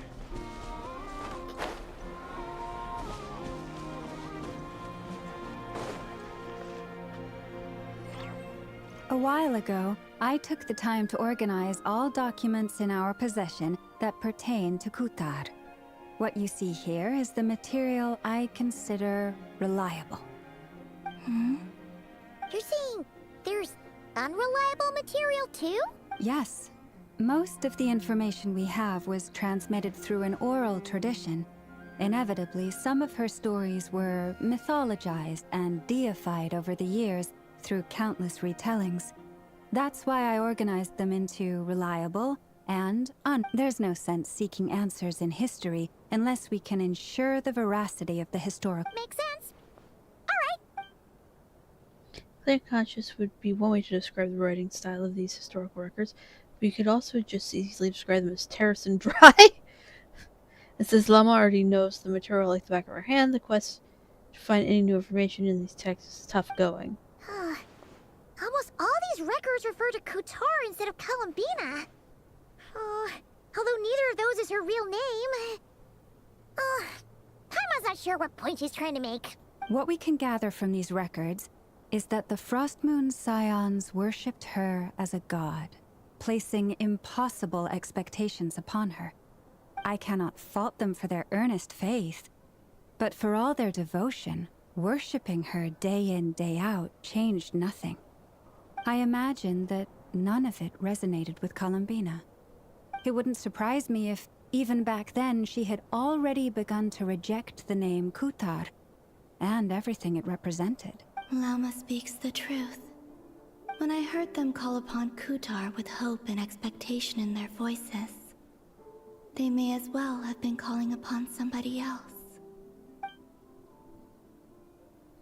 When you were organizing these texts, what criteria did you Well, use?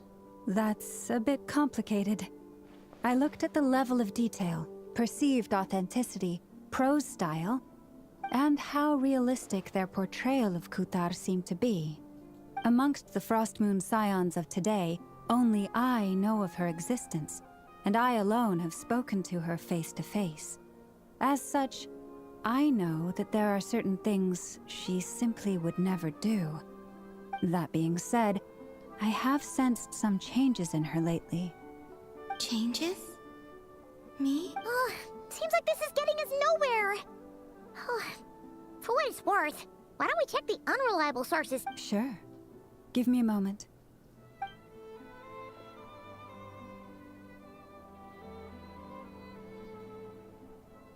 Exerting but a fraction of her divine might, Kutar sheared a great mass from the snow-capped mountain and cast it into the sea, upon whose surface shone the mirror image of the moon. Thus was formed the island of Hisi. Yeah, right. That doesn't even begin to pass the sniff test. The 3 moons are not but lies through and through. Only one moon has ever shone for us, and Kutar is her name. The subjectivity is strong in this one. We've heard something like this before in that The line. vast majority of ancient texts are filled with fanciful tales like these. I trust you understand my criteria a little bit. Kutar did not speak, merely gazing into the distance in silence. And where her gaze landed, this was her prophecy. Clearly, whoever wrote this text never even met Kutar.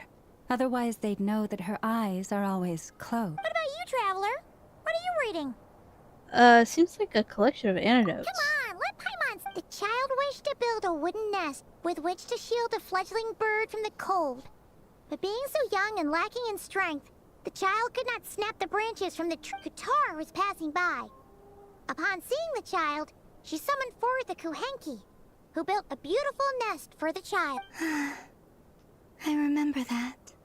Not knowing the meaning of Kutar's divine intervention, the child dared not to respond, and thus ran home to call their parents. The moon chanter declared the event a miracle and took the nest as a relic, placing it on high for all to see. The child was named as one favored by the goddess and was greatly respected amongst the people. Yet, no further miracles were bestowed, and this matter was forgotten in but a few years. Huh. Any thoughts after reading that? If it's true, it gives off a somewhat lonesome feeling. Yeah. Columbina probably just wanted to join the kid in making nests. Ah.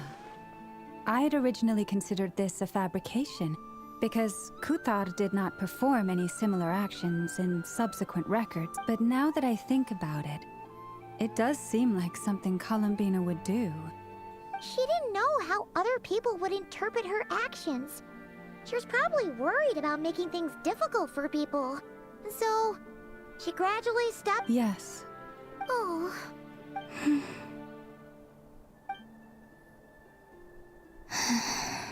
And now, I can make no such gestures of warmth. Still no name. That's a bit of a shame. But we did learn some interesting stories. That's gotta count for something. Barca said he was gonna set up a meeting with Arlecchino and Sandrone, right? Let's go back to Nasha Town and see how he's doing.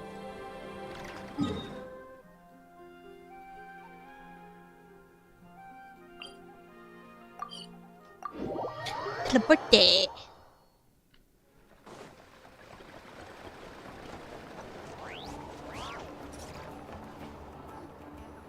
Let's see. There's Barca. Oh, and it's Durin and Albedo too.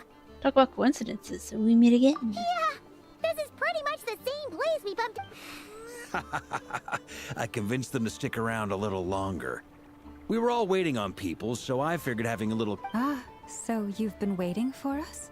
Sure does. Now you're back, we can go meet up with them together. How'd your Well, we didn't find out Columbina's true name. But apart from that, it went pretty well. We learned some stories from her early days. Aha, just as well that I didn't tag along then. I'm sure our moon goddess wouldn't want every man and his dog knowing all about her private life. Still, desperate times, desperate measures, I guess. So, Varka was waiting on us, but what about you two? Are you waiting for Al? Oh, no. We already met with her. We discussed that experiment I mentioned to you last time. Oh, and she also handed me this communication device. This looks familiar. I'm sure I saw one of these back on the Golden Apple Archipelago. That's right. I understand she informed you about the relationship between the Phantom phenomena and Tevat's borders, yes? She wants me to help her with some more experiments on that front. She said that she'll contact me through this device with more information. Ah, I see. Following instructions and making observations. Pretty common research method. Takes me right back to Albedo's lab. Wait, then who exactly? Someone you know. Albedo's met him too. But I don't think Miss Lauma or the Grand Master have been introduced. Introductions are overrated. Skara! In cases like this. It's you! So, it's not like the academia has prohibitions against going abroad. Also, I applied for leave. I've been writing to Hat Guy since obtaining a human form. I've already brought him up to speed on everything that's been going on in... Hat Guy? Turns out, I actually have heard that name before. Oh? Then why did you react the same? I only knew the name, not the fella. But since we're all here, let's do some introductions for what it's worth. I'm Varka, Grand Master of the Knights of Lauma, Moon Chanter of the Frost Moon Scion. And I'm a Driosh from the Vahumana Darshan of the Sumeru Academia. Hat Guy. Good to see you again, Mr. Guy. I believe we last saw each other on the boat ride here. So they came to Nodcry together. Mind you, the only reason I came here is because there's someone I want to look into. Who's that?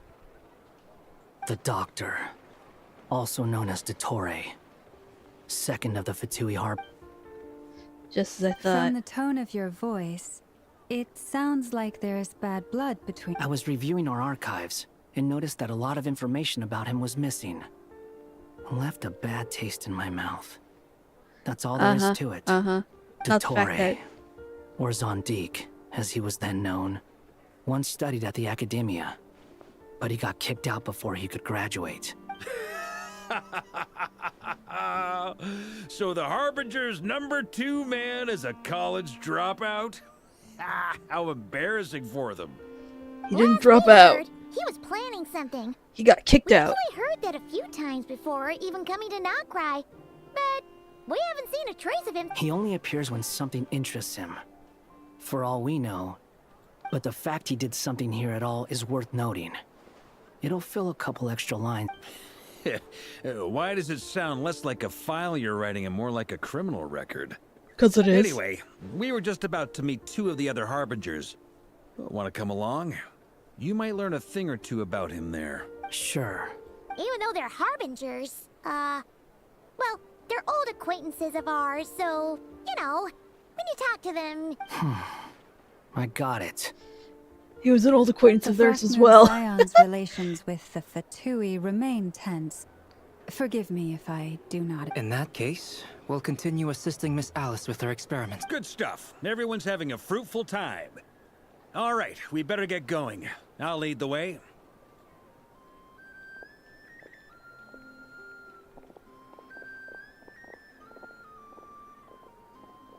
Hey, Skara. Are you here for revenge? Well, yeah. That's obviously part of it.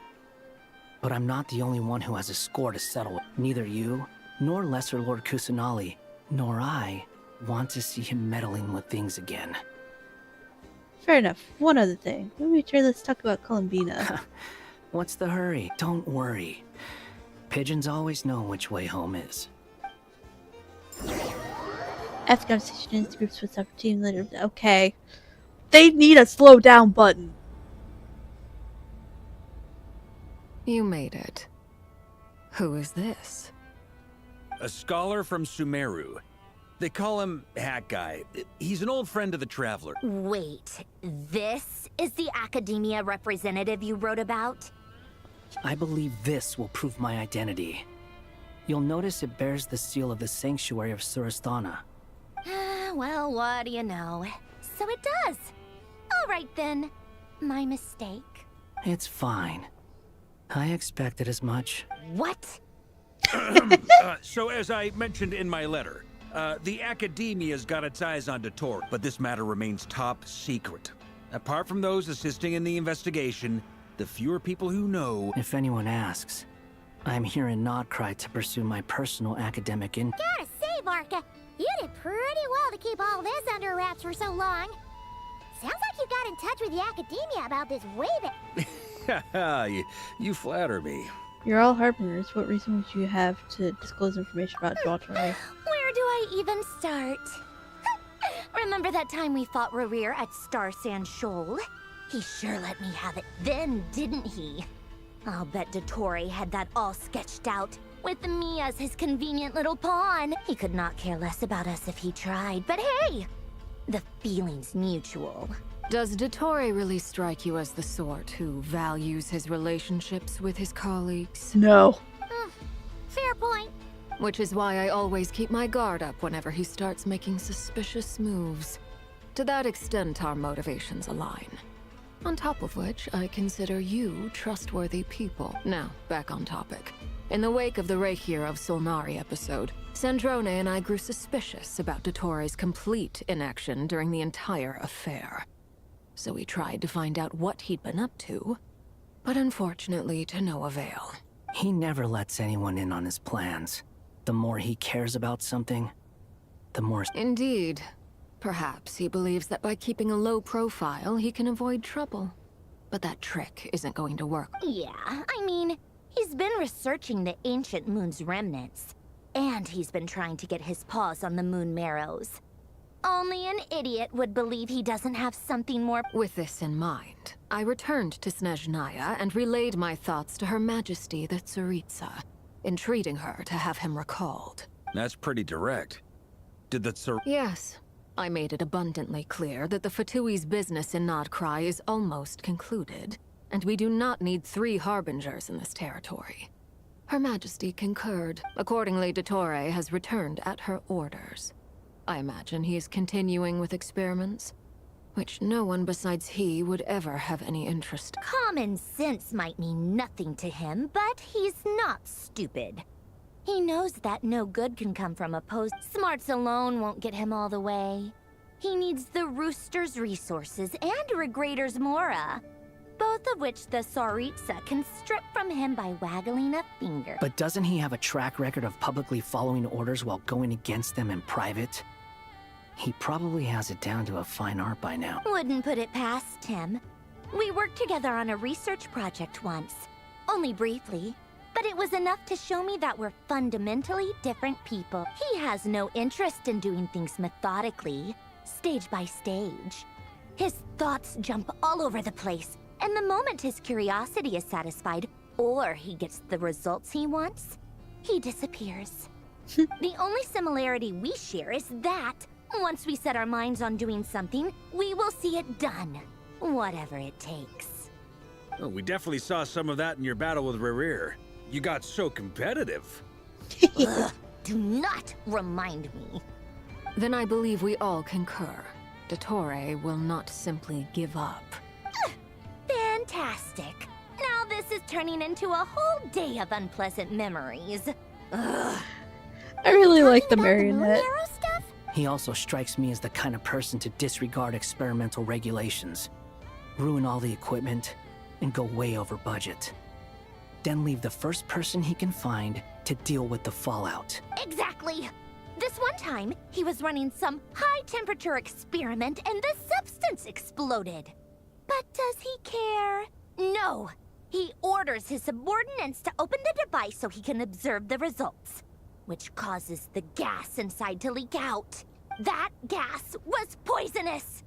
If I hadn't been there, who knows how many people might have died. And after all that, he left while I was still cleaning up after his mess. What a waste of time, he said. A waste of time? The nerve! He wasted my time! You've been bottling that up for a while, huh? Hat guy, I must say, you seem awfully familiar with internal Fatui affairs. Thank you, Lady Harbingers, for providing such valuable information. I have no other questions for now. Wait, what? You're welcome to join if you want. Ugh. Just when Paimon thought he'd finally mellowed... He makes quite the impression. I'll say. I've met tons of headstrong people, but not many of them would join me in bad-mouthing the tourist. Anyway, back to the main agenda. Barca, you said that Columbina has gone missing? Or rather... Yeah. We're working on building a connection between her and this world. The simplest method is to find out her real... I've actually asked her that question before, but she said she didn't know. Considering our relationship, I doubt she was lying to me. She could have just given you a pseudonym. What did she do while she was with the Fatui? As far as I recall, she was never dispatched by Her Majesty to claim a gnosis or anything like that. The Tsaritsa's plans had long contained a place specifically for her. I always thought that was weird. What could she do that the rest of us couldn't? Be a vessel? Now, it's probably something related to Kavaki. More than likely. When she first arrived, Columbina would often go to Her Majesty and ask when she could start the task, but Her Majesty always gave the same reply. The time has not yet come. So she spent her days in Snezhnaya doing basically nothing. The Tsaritsa has summoned a beautiful blind maiden to be a harbinger, giving her the third seat by virtue only of her enchanting voice. It was a dumb and stupid rumor, but the reality of the situation made it hard to refute. And what happened after that? I imagine she stopped caring. She no longer seemed to care why she had been recruited, and Her Majesty never gave her any missions. So she just continued to sing in the flower garden. For my part, I was busy. So busy, in fact, that watching someone be that idol had me fuming. But still, I thought she had long been used to a life of other people claiming she was needed when she wasn't. I just felt that having a place to stay would cost me something eventually, and so I waited quietly for the day that I would have to pay the price. And on the other end of that spectrum, you had me. Someone once told me that I had the lousiest work and the toughest luck. That's a good way of putting it. I forget who said it, but those words have always stuck with me. That was probably Skara. It's always what Skara said. No wonder. Yeah. But you've done your job this time. Hi! Because at heart, you are a conscientious person. Thanks for telling us all this. What is it? Something come to mind? It's nothing.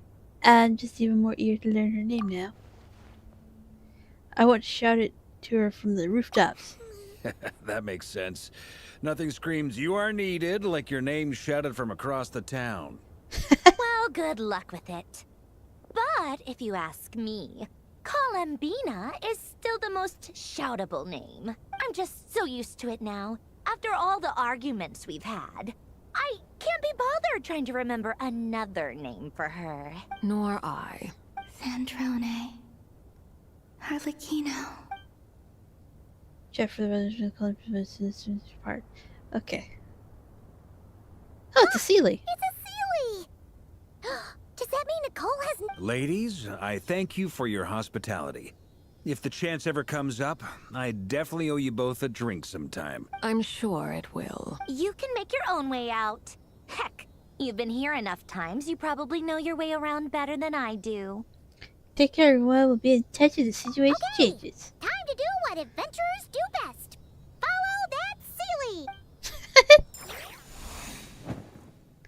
Oh, Durin. Yeah, Durin there. Oh, Here what you is are. this? It's Durin with his parents. Oh, Hat Guy. How come you're back so soon? Did things go all fine? Dotori's been summoned home by the Tsaritsa. How about you?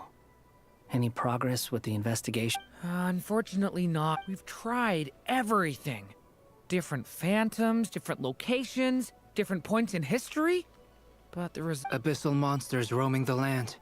People crying out in despair, with no hope of being rescued. Every time I see it, I can't help but think, is this what it was like in Mondstadt when Dragonspine Durin attacked? And if I fail in the task I've been given, will I— That's just meaningless speculation. When we encountered similar phenomena previously, I tried to interfere with those illusions, using sap. However, we could not change their fates. At most, we were able to extend their The events of the past are like fate that has been written into Irminsul.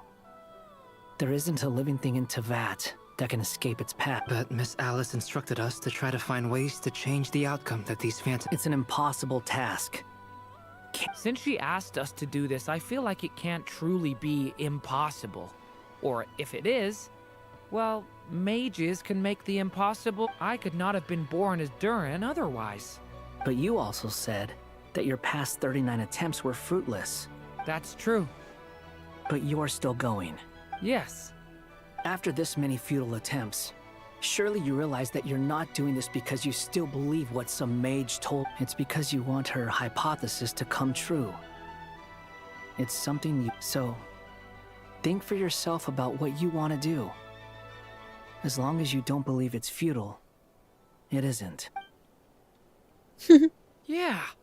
Previous experience indicates that we cannot touch the phantoms, which limits the effect. If we want to clear this hurdle, we need— Same thought here. Following the same rules means repeating the same failures. Reducing ourselves to mere playthings of— So you mean we need to figure out a way to make contact with them despite knowing— Yes. And I suspect that's something only you are capable. Everything in Teyvat is logged in Irminsul. But the withering that once occurred in Sumeru was a sign that the Great World Tree was being— This corruption allowed things that should not have existed in Teyvat to appear. What? This is Hello? tantamount to rewriting reality to an extent. You're saying abyssal power might be able to affect those phantoms? No one's ever tried it before. If you're gonna try it, it'll take courage. And you have to be confident that you can control it. Welcome in, Irish Jacob. I'm Xeerow the Glitch Goblin. Welcome, and glad to see that you're here as one of the glitches. Because you followed now, you have the chance to get your own little, like, glitch at the bottom of the, screen. There's, like, a little thing at the bottom that lets you, or in the About section, a widget there that lets you, edit what they look like. And thank you so much for following. Today we're doing, the Genshin storyline quests. Also, I do not have a Discord command, but I do have a Discord button in the About section that you can click on if you want to join the Discord. And get more updates on when I go live or, when I have, like, games with the community. Yeah, that's a story. Is anyone there? Has anyone seen my daughter? She's missing. I have to find her. I hear someone inside. Spargana? Ah! If I can use my abyssal powers to warn him that there is danger here, maybe it'll change his decision. Yes. The important thing is not the nature of the power, but rather how you use it. Mm-hmm. To intimidate and obstruct. Sounds— Let me try. I should be able to influence that. Have you seen a little girl? What? This isn't the time for that! Just run! Where are all these monsters coming from?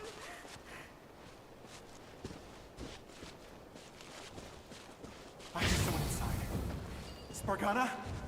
Are you in there? Durin can use Power of the Abyss to affect the world in which the Phantom is located. For example, using Stone Pillar will create a barrier with the Intimidate and Obstruct attributes. which in turn will affect the choices and actions of human phantoms. Oopsies. What is this? Looks dangerous. I should get out of here.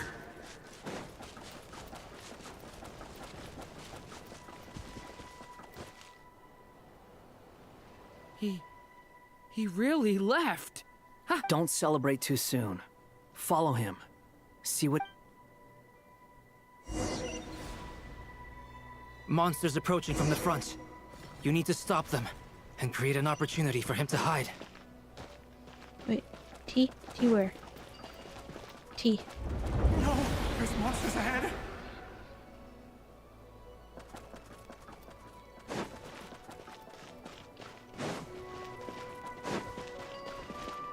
T. Wait, is that the barrier I saw earlier? Why is it appearing now? It's as if someone's controlling it.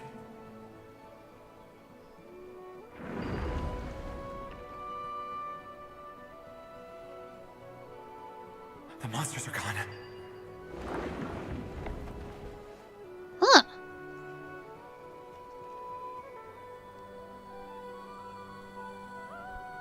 The barrier's gone too. How odd. Anyway, I guess I'll keep going. Quickly, let's keep up. Okay. Wait, there was someone else here? Don't go any further. We've got anti-monster traps laid out everywhere. But my daughter must just be up ahead. I have to go. This way's blocked. Oh. Drones of missile power can also affect the phantoms with barrels, causing explosions that can clear obstacles and deal damage to monsters. However, these explosions also cause damage to human phantoms, so use with caution. We might be able to use the explosives over there, but we need to take care not to hurt him. Yeah. I'll use the barrier to keep him at a safe distance. This barrier seems to be helping me somehow.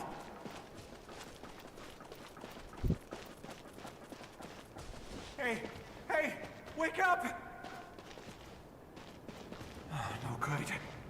Gotta keep moving ahead.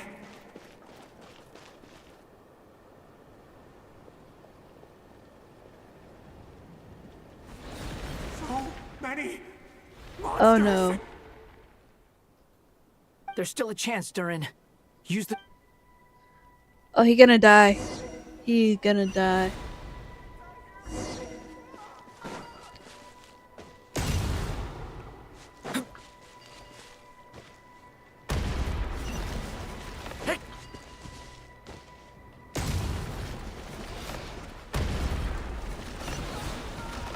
Shit.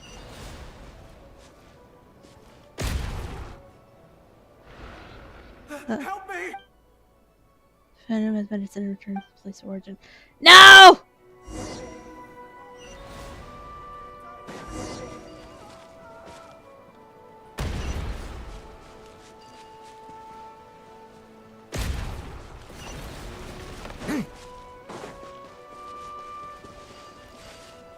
No! God damn it!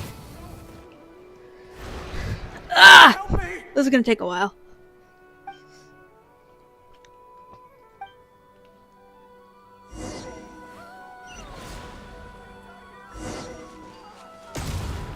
Shit! I fucked up. Yep. Help me!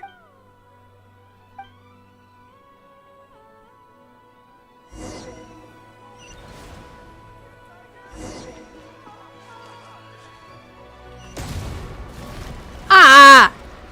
Oh, okay.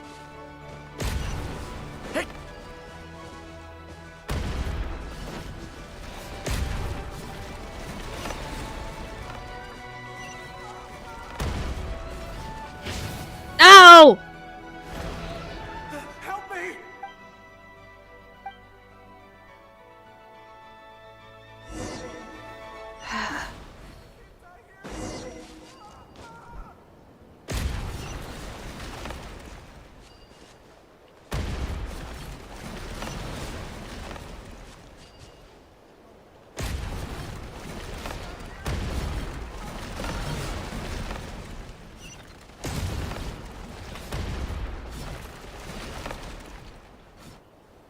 just clicked it! Oh, fuck you.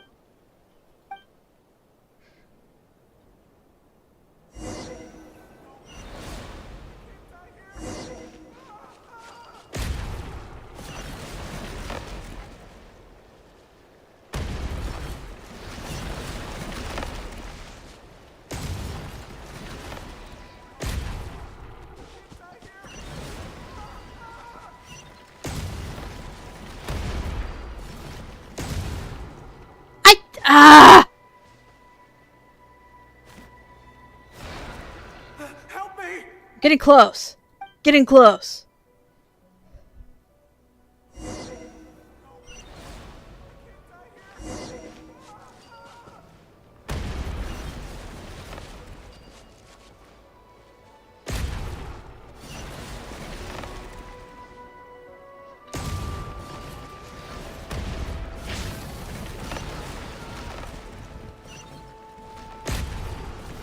Ah! Motherfucker. Help me! Why does the TF be so far over there?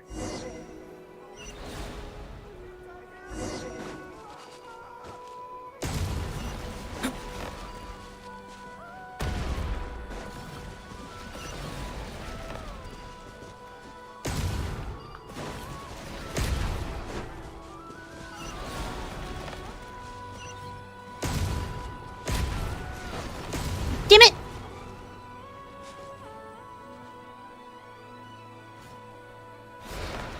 Yes, yes, yes, yes. Does it have like a skip button? Can I skip this part?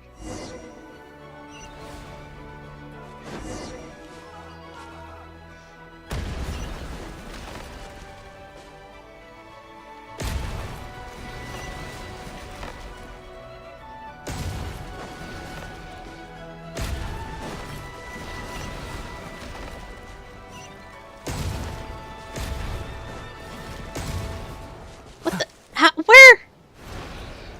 Help me!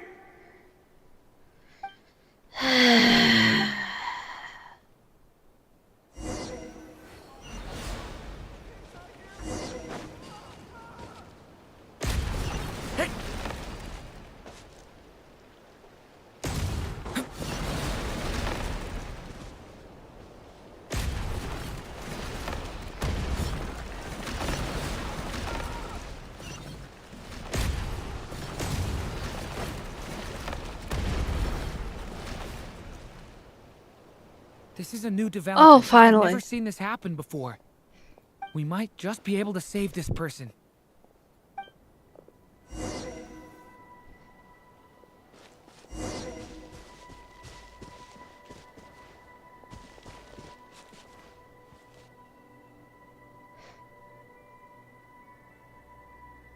Hello there.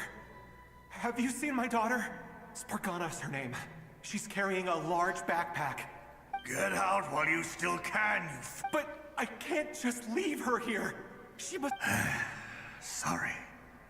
Wish I could help, but I haven't seen her. Okay, if I do find her, I'll get her to shelter and come back. Don't bother. I've got nowhere left. What's that noise? Monster! No, if he goes inside, he'll be walking into a trap. Let's try this once more.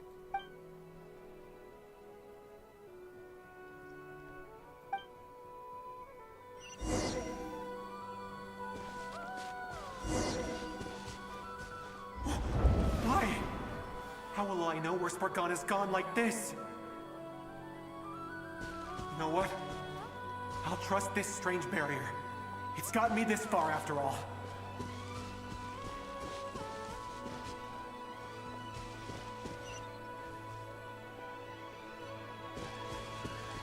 Spargana, are you there?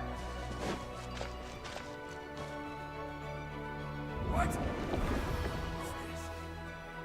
Hey! Let us out!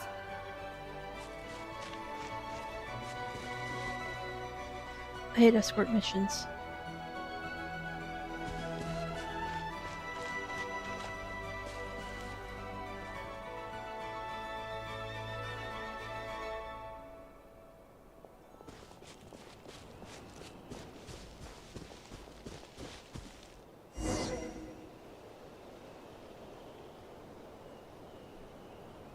Huh? That looks like one of my daughter's books. Thank you. Yes, it's one of hers for sure. That's her name on it right there. She... Durin, just like last time. Use the explosives. Oh no. Not again. Don't make me do this. Where?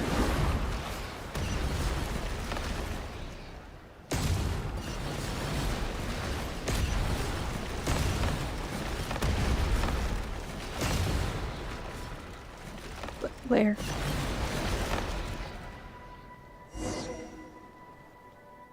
It won't work. There's not enough left. If he makes it in, he'll die. But then, this clue could be the key to him finding his... It might not be the only one. Better he misses that clue. I guess so.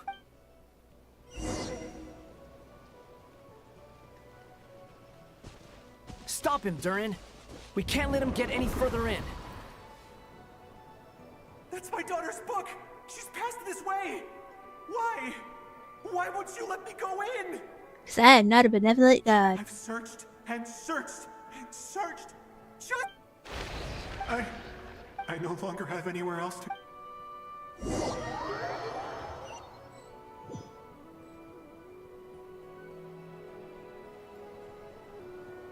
I'm sorry. He refuses to go anywhere else. Whether he opens this door or not, all that awaits him now is death. Albedo? Hat guy? Let's try one more time. I don't know how we're going...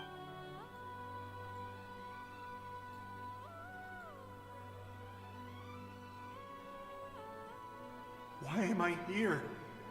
What's going on? All these scenes running through my head. Huh? What?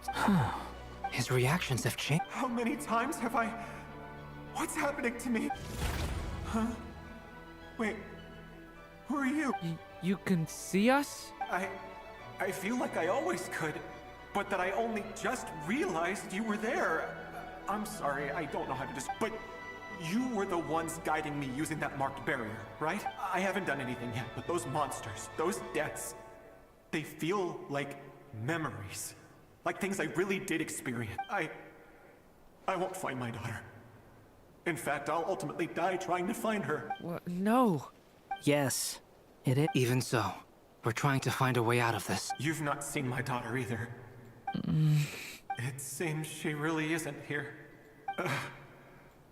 I'm sorry we couldn't help.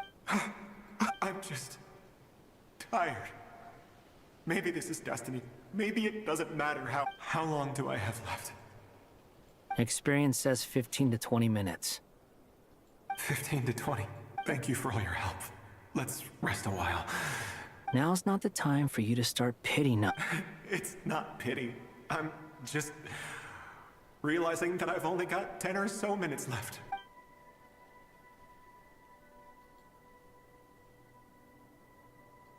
You say you're from Mondstadt, yes? A place with windmills? And you're from Sumeru, where they've built an academy and... Yes. It seems you've... Those names are unknown to me, I'm afraid. Yes. Have you heard of I have, but... I heard... I see. That was where my ancestors once lived. What about Delphi Pytho? Was it later rebuilt? I've never heard that name. Then what about Sal Vindagnir? I have seen that name on stone tablets on Dragonspine. But I'm afraid the only things left of that place are its ruins. I see. Sure enough, there was no way to turn this around. I'm sorry. I was the one who asked to chat, but it seems like we're too many ages apart. There's barely any common ground. It's all right. We did hear something new. From how you speak of your lives, things must be going all right for you. They are. Mondstadt is a place of freedom and happiness. There's a lot of good people in the church and the Knights of Favonius, and even outsiders find that it's an easy place to feel at home. We have festivals a few times a year. Everyone gets together to drink, sing, and be... Sumeru is a lot more uptight. Not really the kind of place where you can relax. It's a nation fraught with problems wherever you look. But if all you want in life is to seek knowledge, I guess it's pretty much paradise. That's wonderful. In other words, after this all-devouring black tide passed, humanity did not merely avoid extinction, but rose to build prosperous civilizations anew. I mean, I can see you all right now. That must mean the future isn't a total mess. That's true. Well, time's almost up. Let's part ways, I think. Might be best if you don't waste too. The chances are slim, I know, but I'd like to spend these last few minutes looking for Spargana. If things work out, I'd love to tell. May we meet again. Well, or not, most probably. In that case...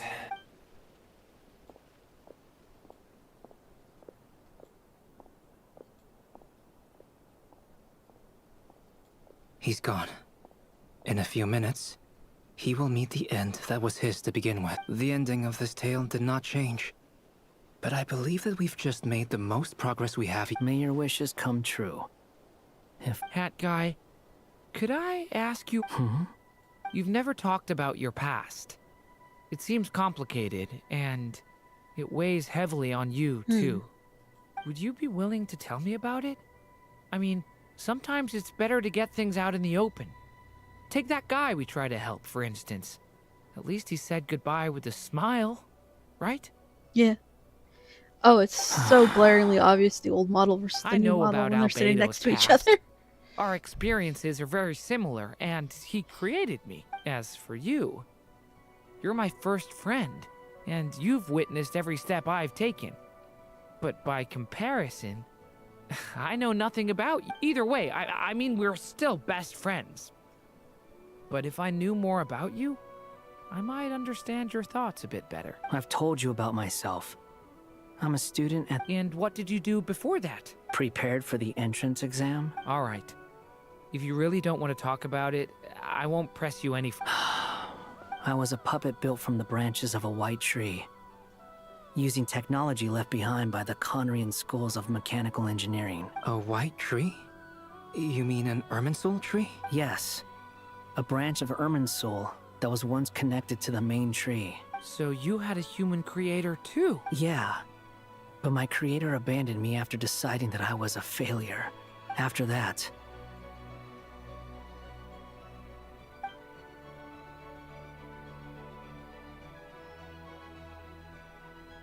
Durin. Resisting the influence of the Abyss, suppressing the urge to destroy, trying to do the right thing. None of these things are easy, but no matter how hard they are, trying to rewrite past wrongs is far harder. You asked me if you would create a new tragedy if you failed. I told you there was no point speculating about that, but the real answer is, yes, you absolutely will. That guy. But at least you've got people here to help steer you away from the wrong path.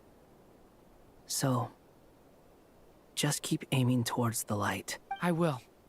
I promise. All right. Break time's over. Hello? Durin speaking. Hello, friends, it's me. What have you been up to? S. I'm detecting some unmistakable fluctuations here at the border. The amplitude isn't particularly high, but they're completely different signals from the ones before. And the scale is comparable to those I've detected. Alice, we were unable to save that person. However, he appears to have retained a portion of the memories gained through that cycle, and was able to hold a conversation. I see. Well, that is rather odd indeed. It definitely merits further. Could I trouble you to keep trying the same approach? I need to gather some more data. I should probably have Nicole come and check this out. Nocturne of the Far North quest completed. Alright. There you are. I was worried you might stop to collect treasure chests opened by the Seelie along the way. It would have taken you so much longer to get here. Another conversation I cannot hear. I am delighted to see that you understand what takes priority, and that your adventurer's instinct has not swayed your resolve. Really, I must applaud you for it. You should Believe know. me, if I was in control, that would not have happened. Okay, I'll try and keep it short. My senses are telling me that this is where... Oh, cool! Well, What are we waiting for? Let's... Patience. This was a sanctuary of great importance to the Hyperboreans. A special process is required to open the gate. Oh! Like the place that housed the Eternal Moon's marrow? Seems like the ancients were very fond of making tricky gate puzzles. Okay, so what's the plan? Need us to do anything? And just the short version, if you can. Ah. Alright then. I was planning to start with some background on the invention of these techniques. Are you sure you don't— Remember what you were saying about priority? Fine.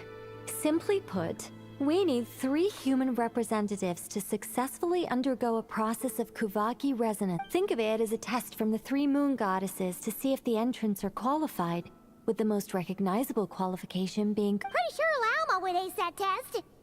Oh. I also have no doubt that the Moon Chanter would be qualified. Therefore, the most feasible method is not so much to follow the rules, but to figure out how I've done some research, and it turns out the mechanism is rather crude. We'll simply need humans to stand before it, who have sufficient— I'm with you so far. How do we get the Kuvaki in them? The easiest way would be transfusion. Take some Kuvaki from Nodcry's soil, put it into the bloodstream, and get it circulating in the body. So we're going to...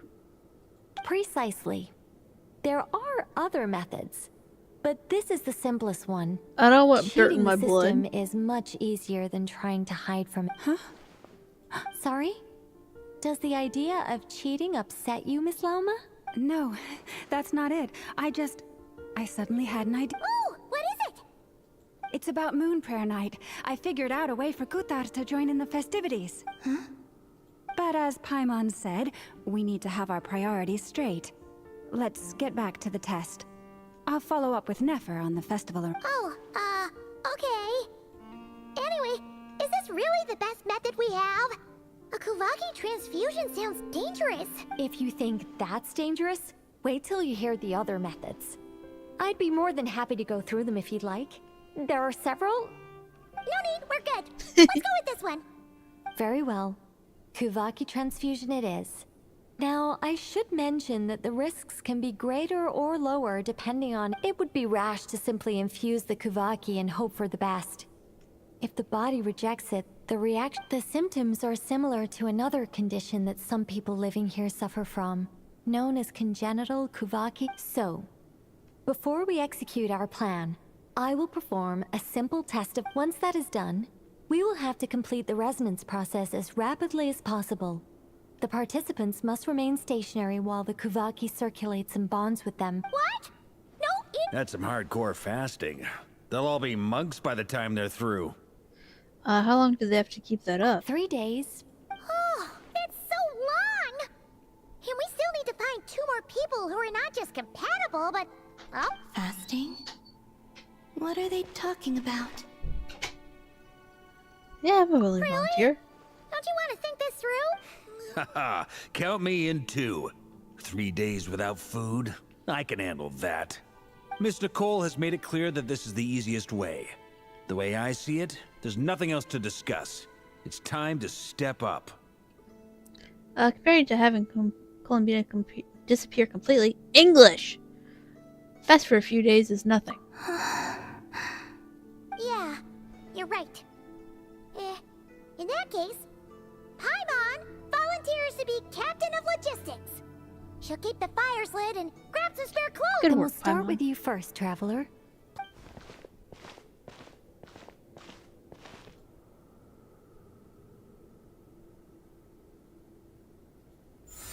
I would think that we have good Kuvaki resonance. How's it going? Do you feel anything?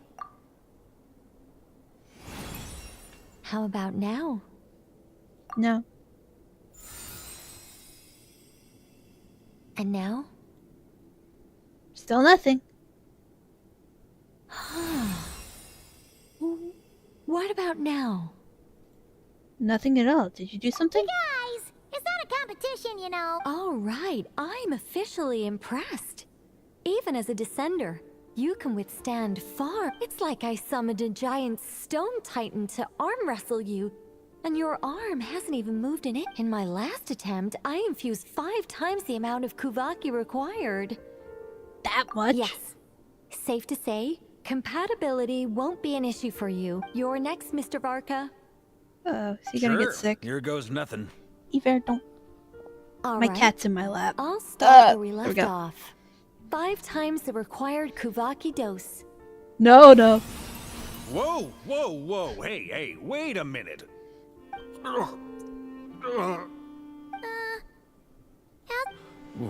No, not great. I kind of want to puke. Feels like I've been drinking too much. A few bottles of wine, then a big stein of Dark Horse. Some hard liquor from Liyue mixed in. You think this is funny? I just lost to a young lady in an arm wrestling contest. I'm never gonna live that. My apologies. I'll lower the concentration and try. Oh. How's it going next? I'm not as dizzy as last time, but I can still feel it.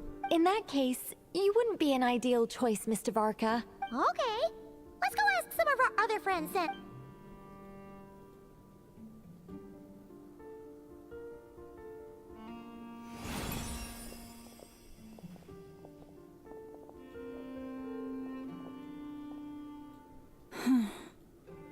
No surprises here, Miss Moonchanter. You're perfectly compatible.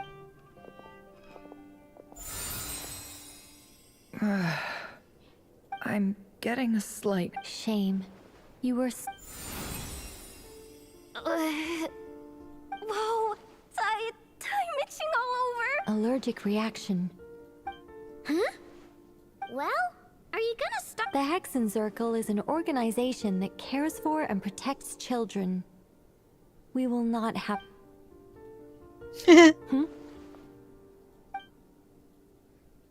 Is something the matter? The candidates have to be human. I guess that rules me out. Huh. Everyone except the Moonchanter got beaten. Guess I don't need to feel so bad after all.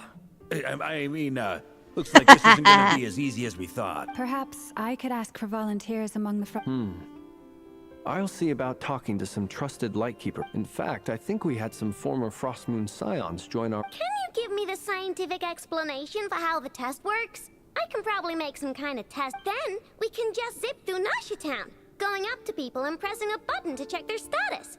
No. Wow. No elaborate... How about I contact the Knights of Favonia's garrison in the Wave Chaser plane? Shame that Lohan's already left. And that guy's even tougher than I am. Lohan? Strange. The moon goddess is clearly revered by many people. She mentioned that the world has rejected her from the... And when we fought the Reikir of Solnari, it seemed like she exhausted... Also, Paimon's not sure revered is the right word for how people feel about... Gratitude, certainly. For my part, anyway. It's basic reciprocity. She helped us, so she deserves our help in return. Yeah. Even though she looked like she didn't care, she still saved a ton of people, including me. A review of the relevant data leads me to conclude that Miss Columbina is a good person. Yep, you bet! They really think so? I'm super surprised that Columbina isn't her actual name, though. I think it really suits her. It's light and graceful and... yeah, just a really pretty name. I know, right? Unfortunately, that's not our decision to... Columbina. That was the code name the Fatui gave me. But it also came up in the song I heard when I was put. Is that really all there is to it? Is there anyone left who will still call me? She only took whichever name took my fancy. Why did I pick Columbina? Maybe because I felt that she never wanted to become Kutar, to be worshipped as god. Moon Prayer Night is getting closer by the day. We're running out of time. We need to... Then allow me to try. Huh? What? You contacted your friends via the Adventurers Guild. Sandrone has been keeping an eye out for something like that. So since I have the ability to accommodate a moon marrow, I should prove to be a... Arlecchino. When can we begin? I see. We can begin right away.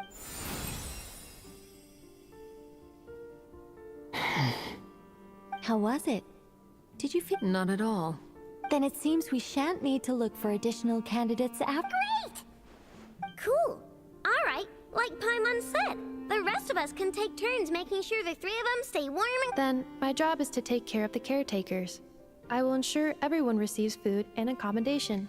Let's do this. No time to I'm waste. ready as well. Yay.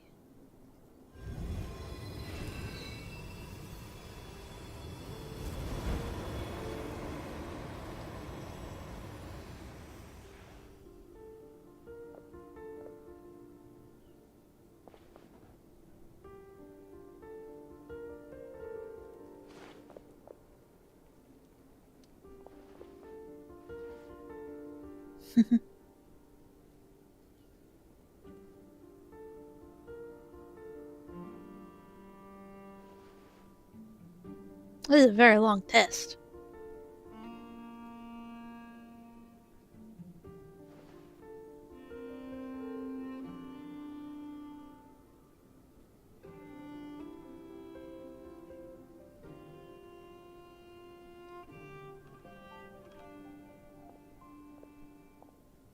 The work is done. The sacred scroll shut. The stars grow dim, the people silent. The white sun sets, the silver moon rises. O path to the temple, appear now before us. Mm.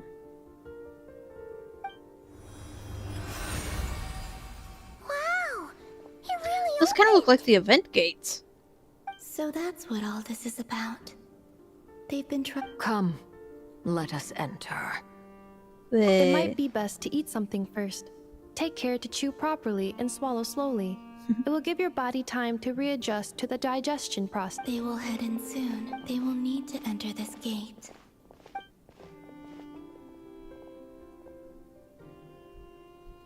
Huh? I cannot pass through. Is it because I have no physical body? It has been 3 days. My strength, can I really hold on and... Multi-million has started.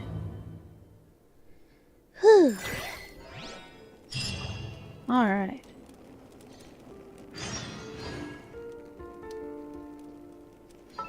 Let's snatch this. Then... yeah. This is what we're on right now. And that is the 3-hour mark for me. So I'm gonna do... right there. And go to character. Oh, wait, no, hang on, go back. Go back! Achievements. Claim, claim, claim. How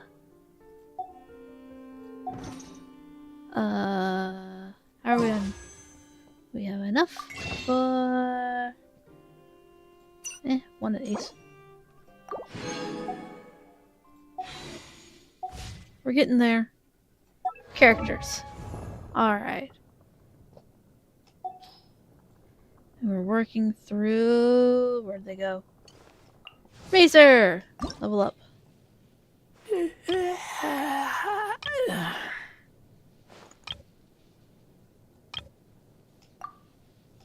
Yeah. That's fine. Ascend. Auto-add. Close. We now have a level 29 Razor. And oh wait, no, I can grab one of these. Aha, thank you. Before we close out. Nope. Wrong one. Party setup.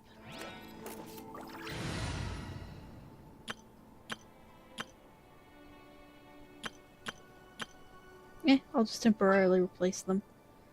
All the way down. Switch. I'll watch your back. Alright. Yum.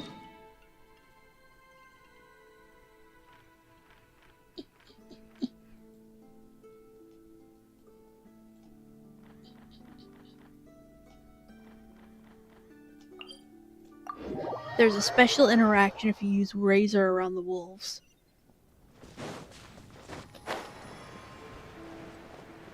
So I'm gonna try that out, and I'm gonna close up on stream.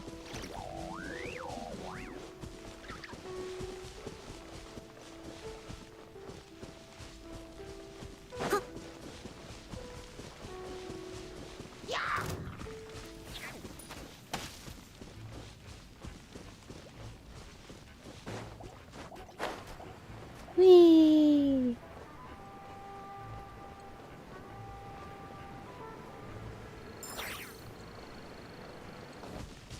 Alright.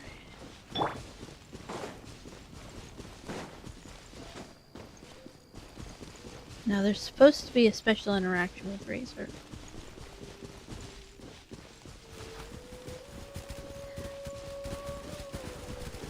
Ah! I can't pet the dog, but the dog follow.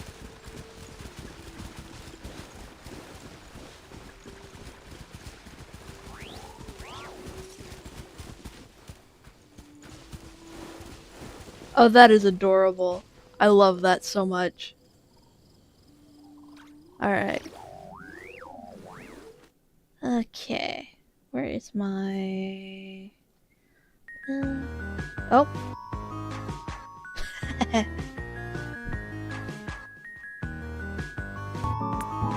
There we go.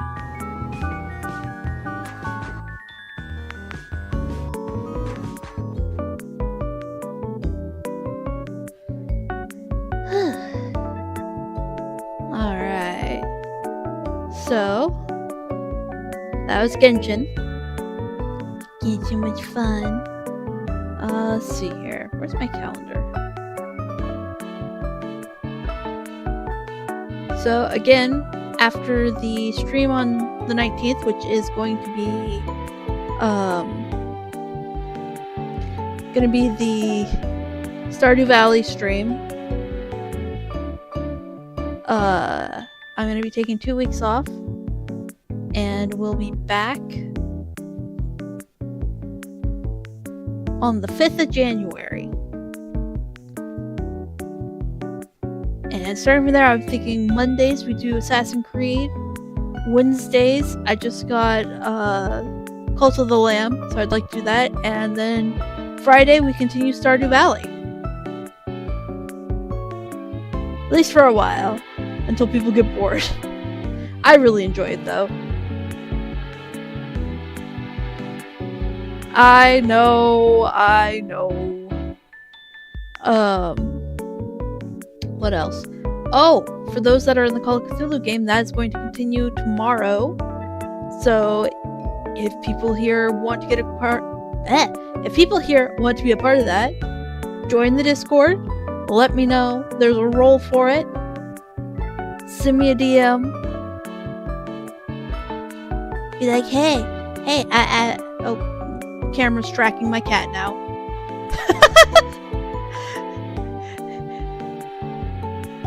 Okay, there. Lie down, please. Lie down, please. Please. Okay. The camera prefers to track my cat, apparently. But yeah.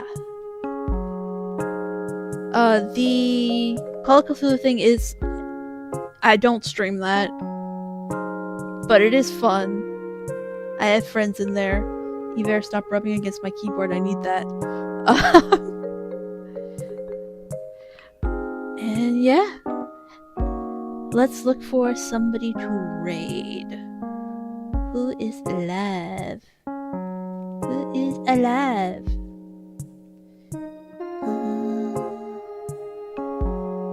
Raid. Following.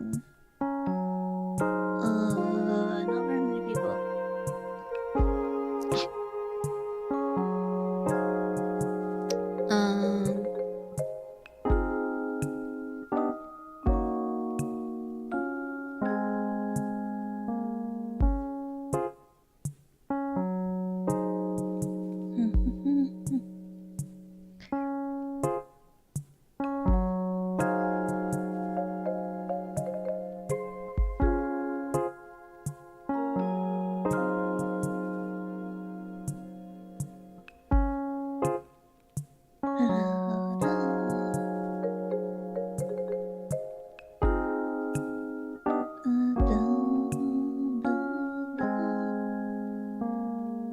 Eh.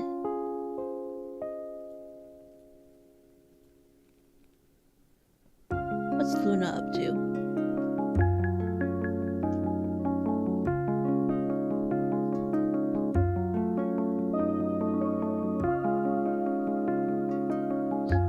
Where winds meet.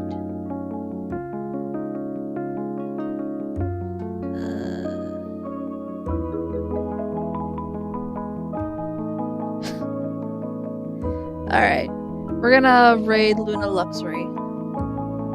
Luxury? Luxury? Luxury? I think that's pronounced luxury. Alright. Thank you for being here. Have a wonderful day. I'm gonna be on the Discord later. And yeah. Have fun.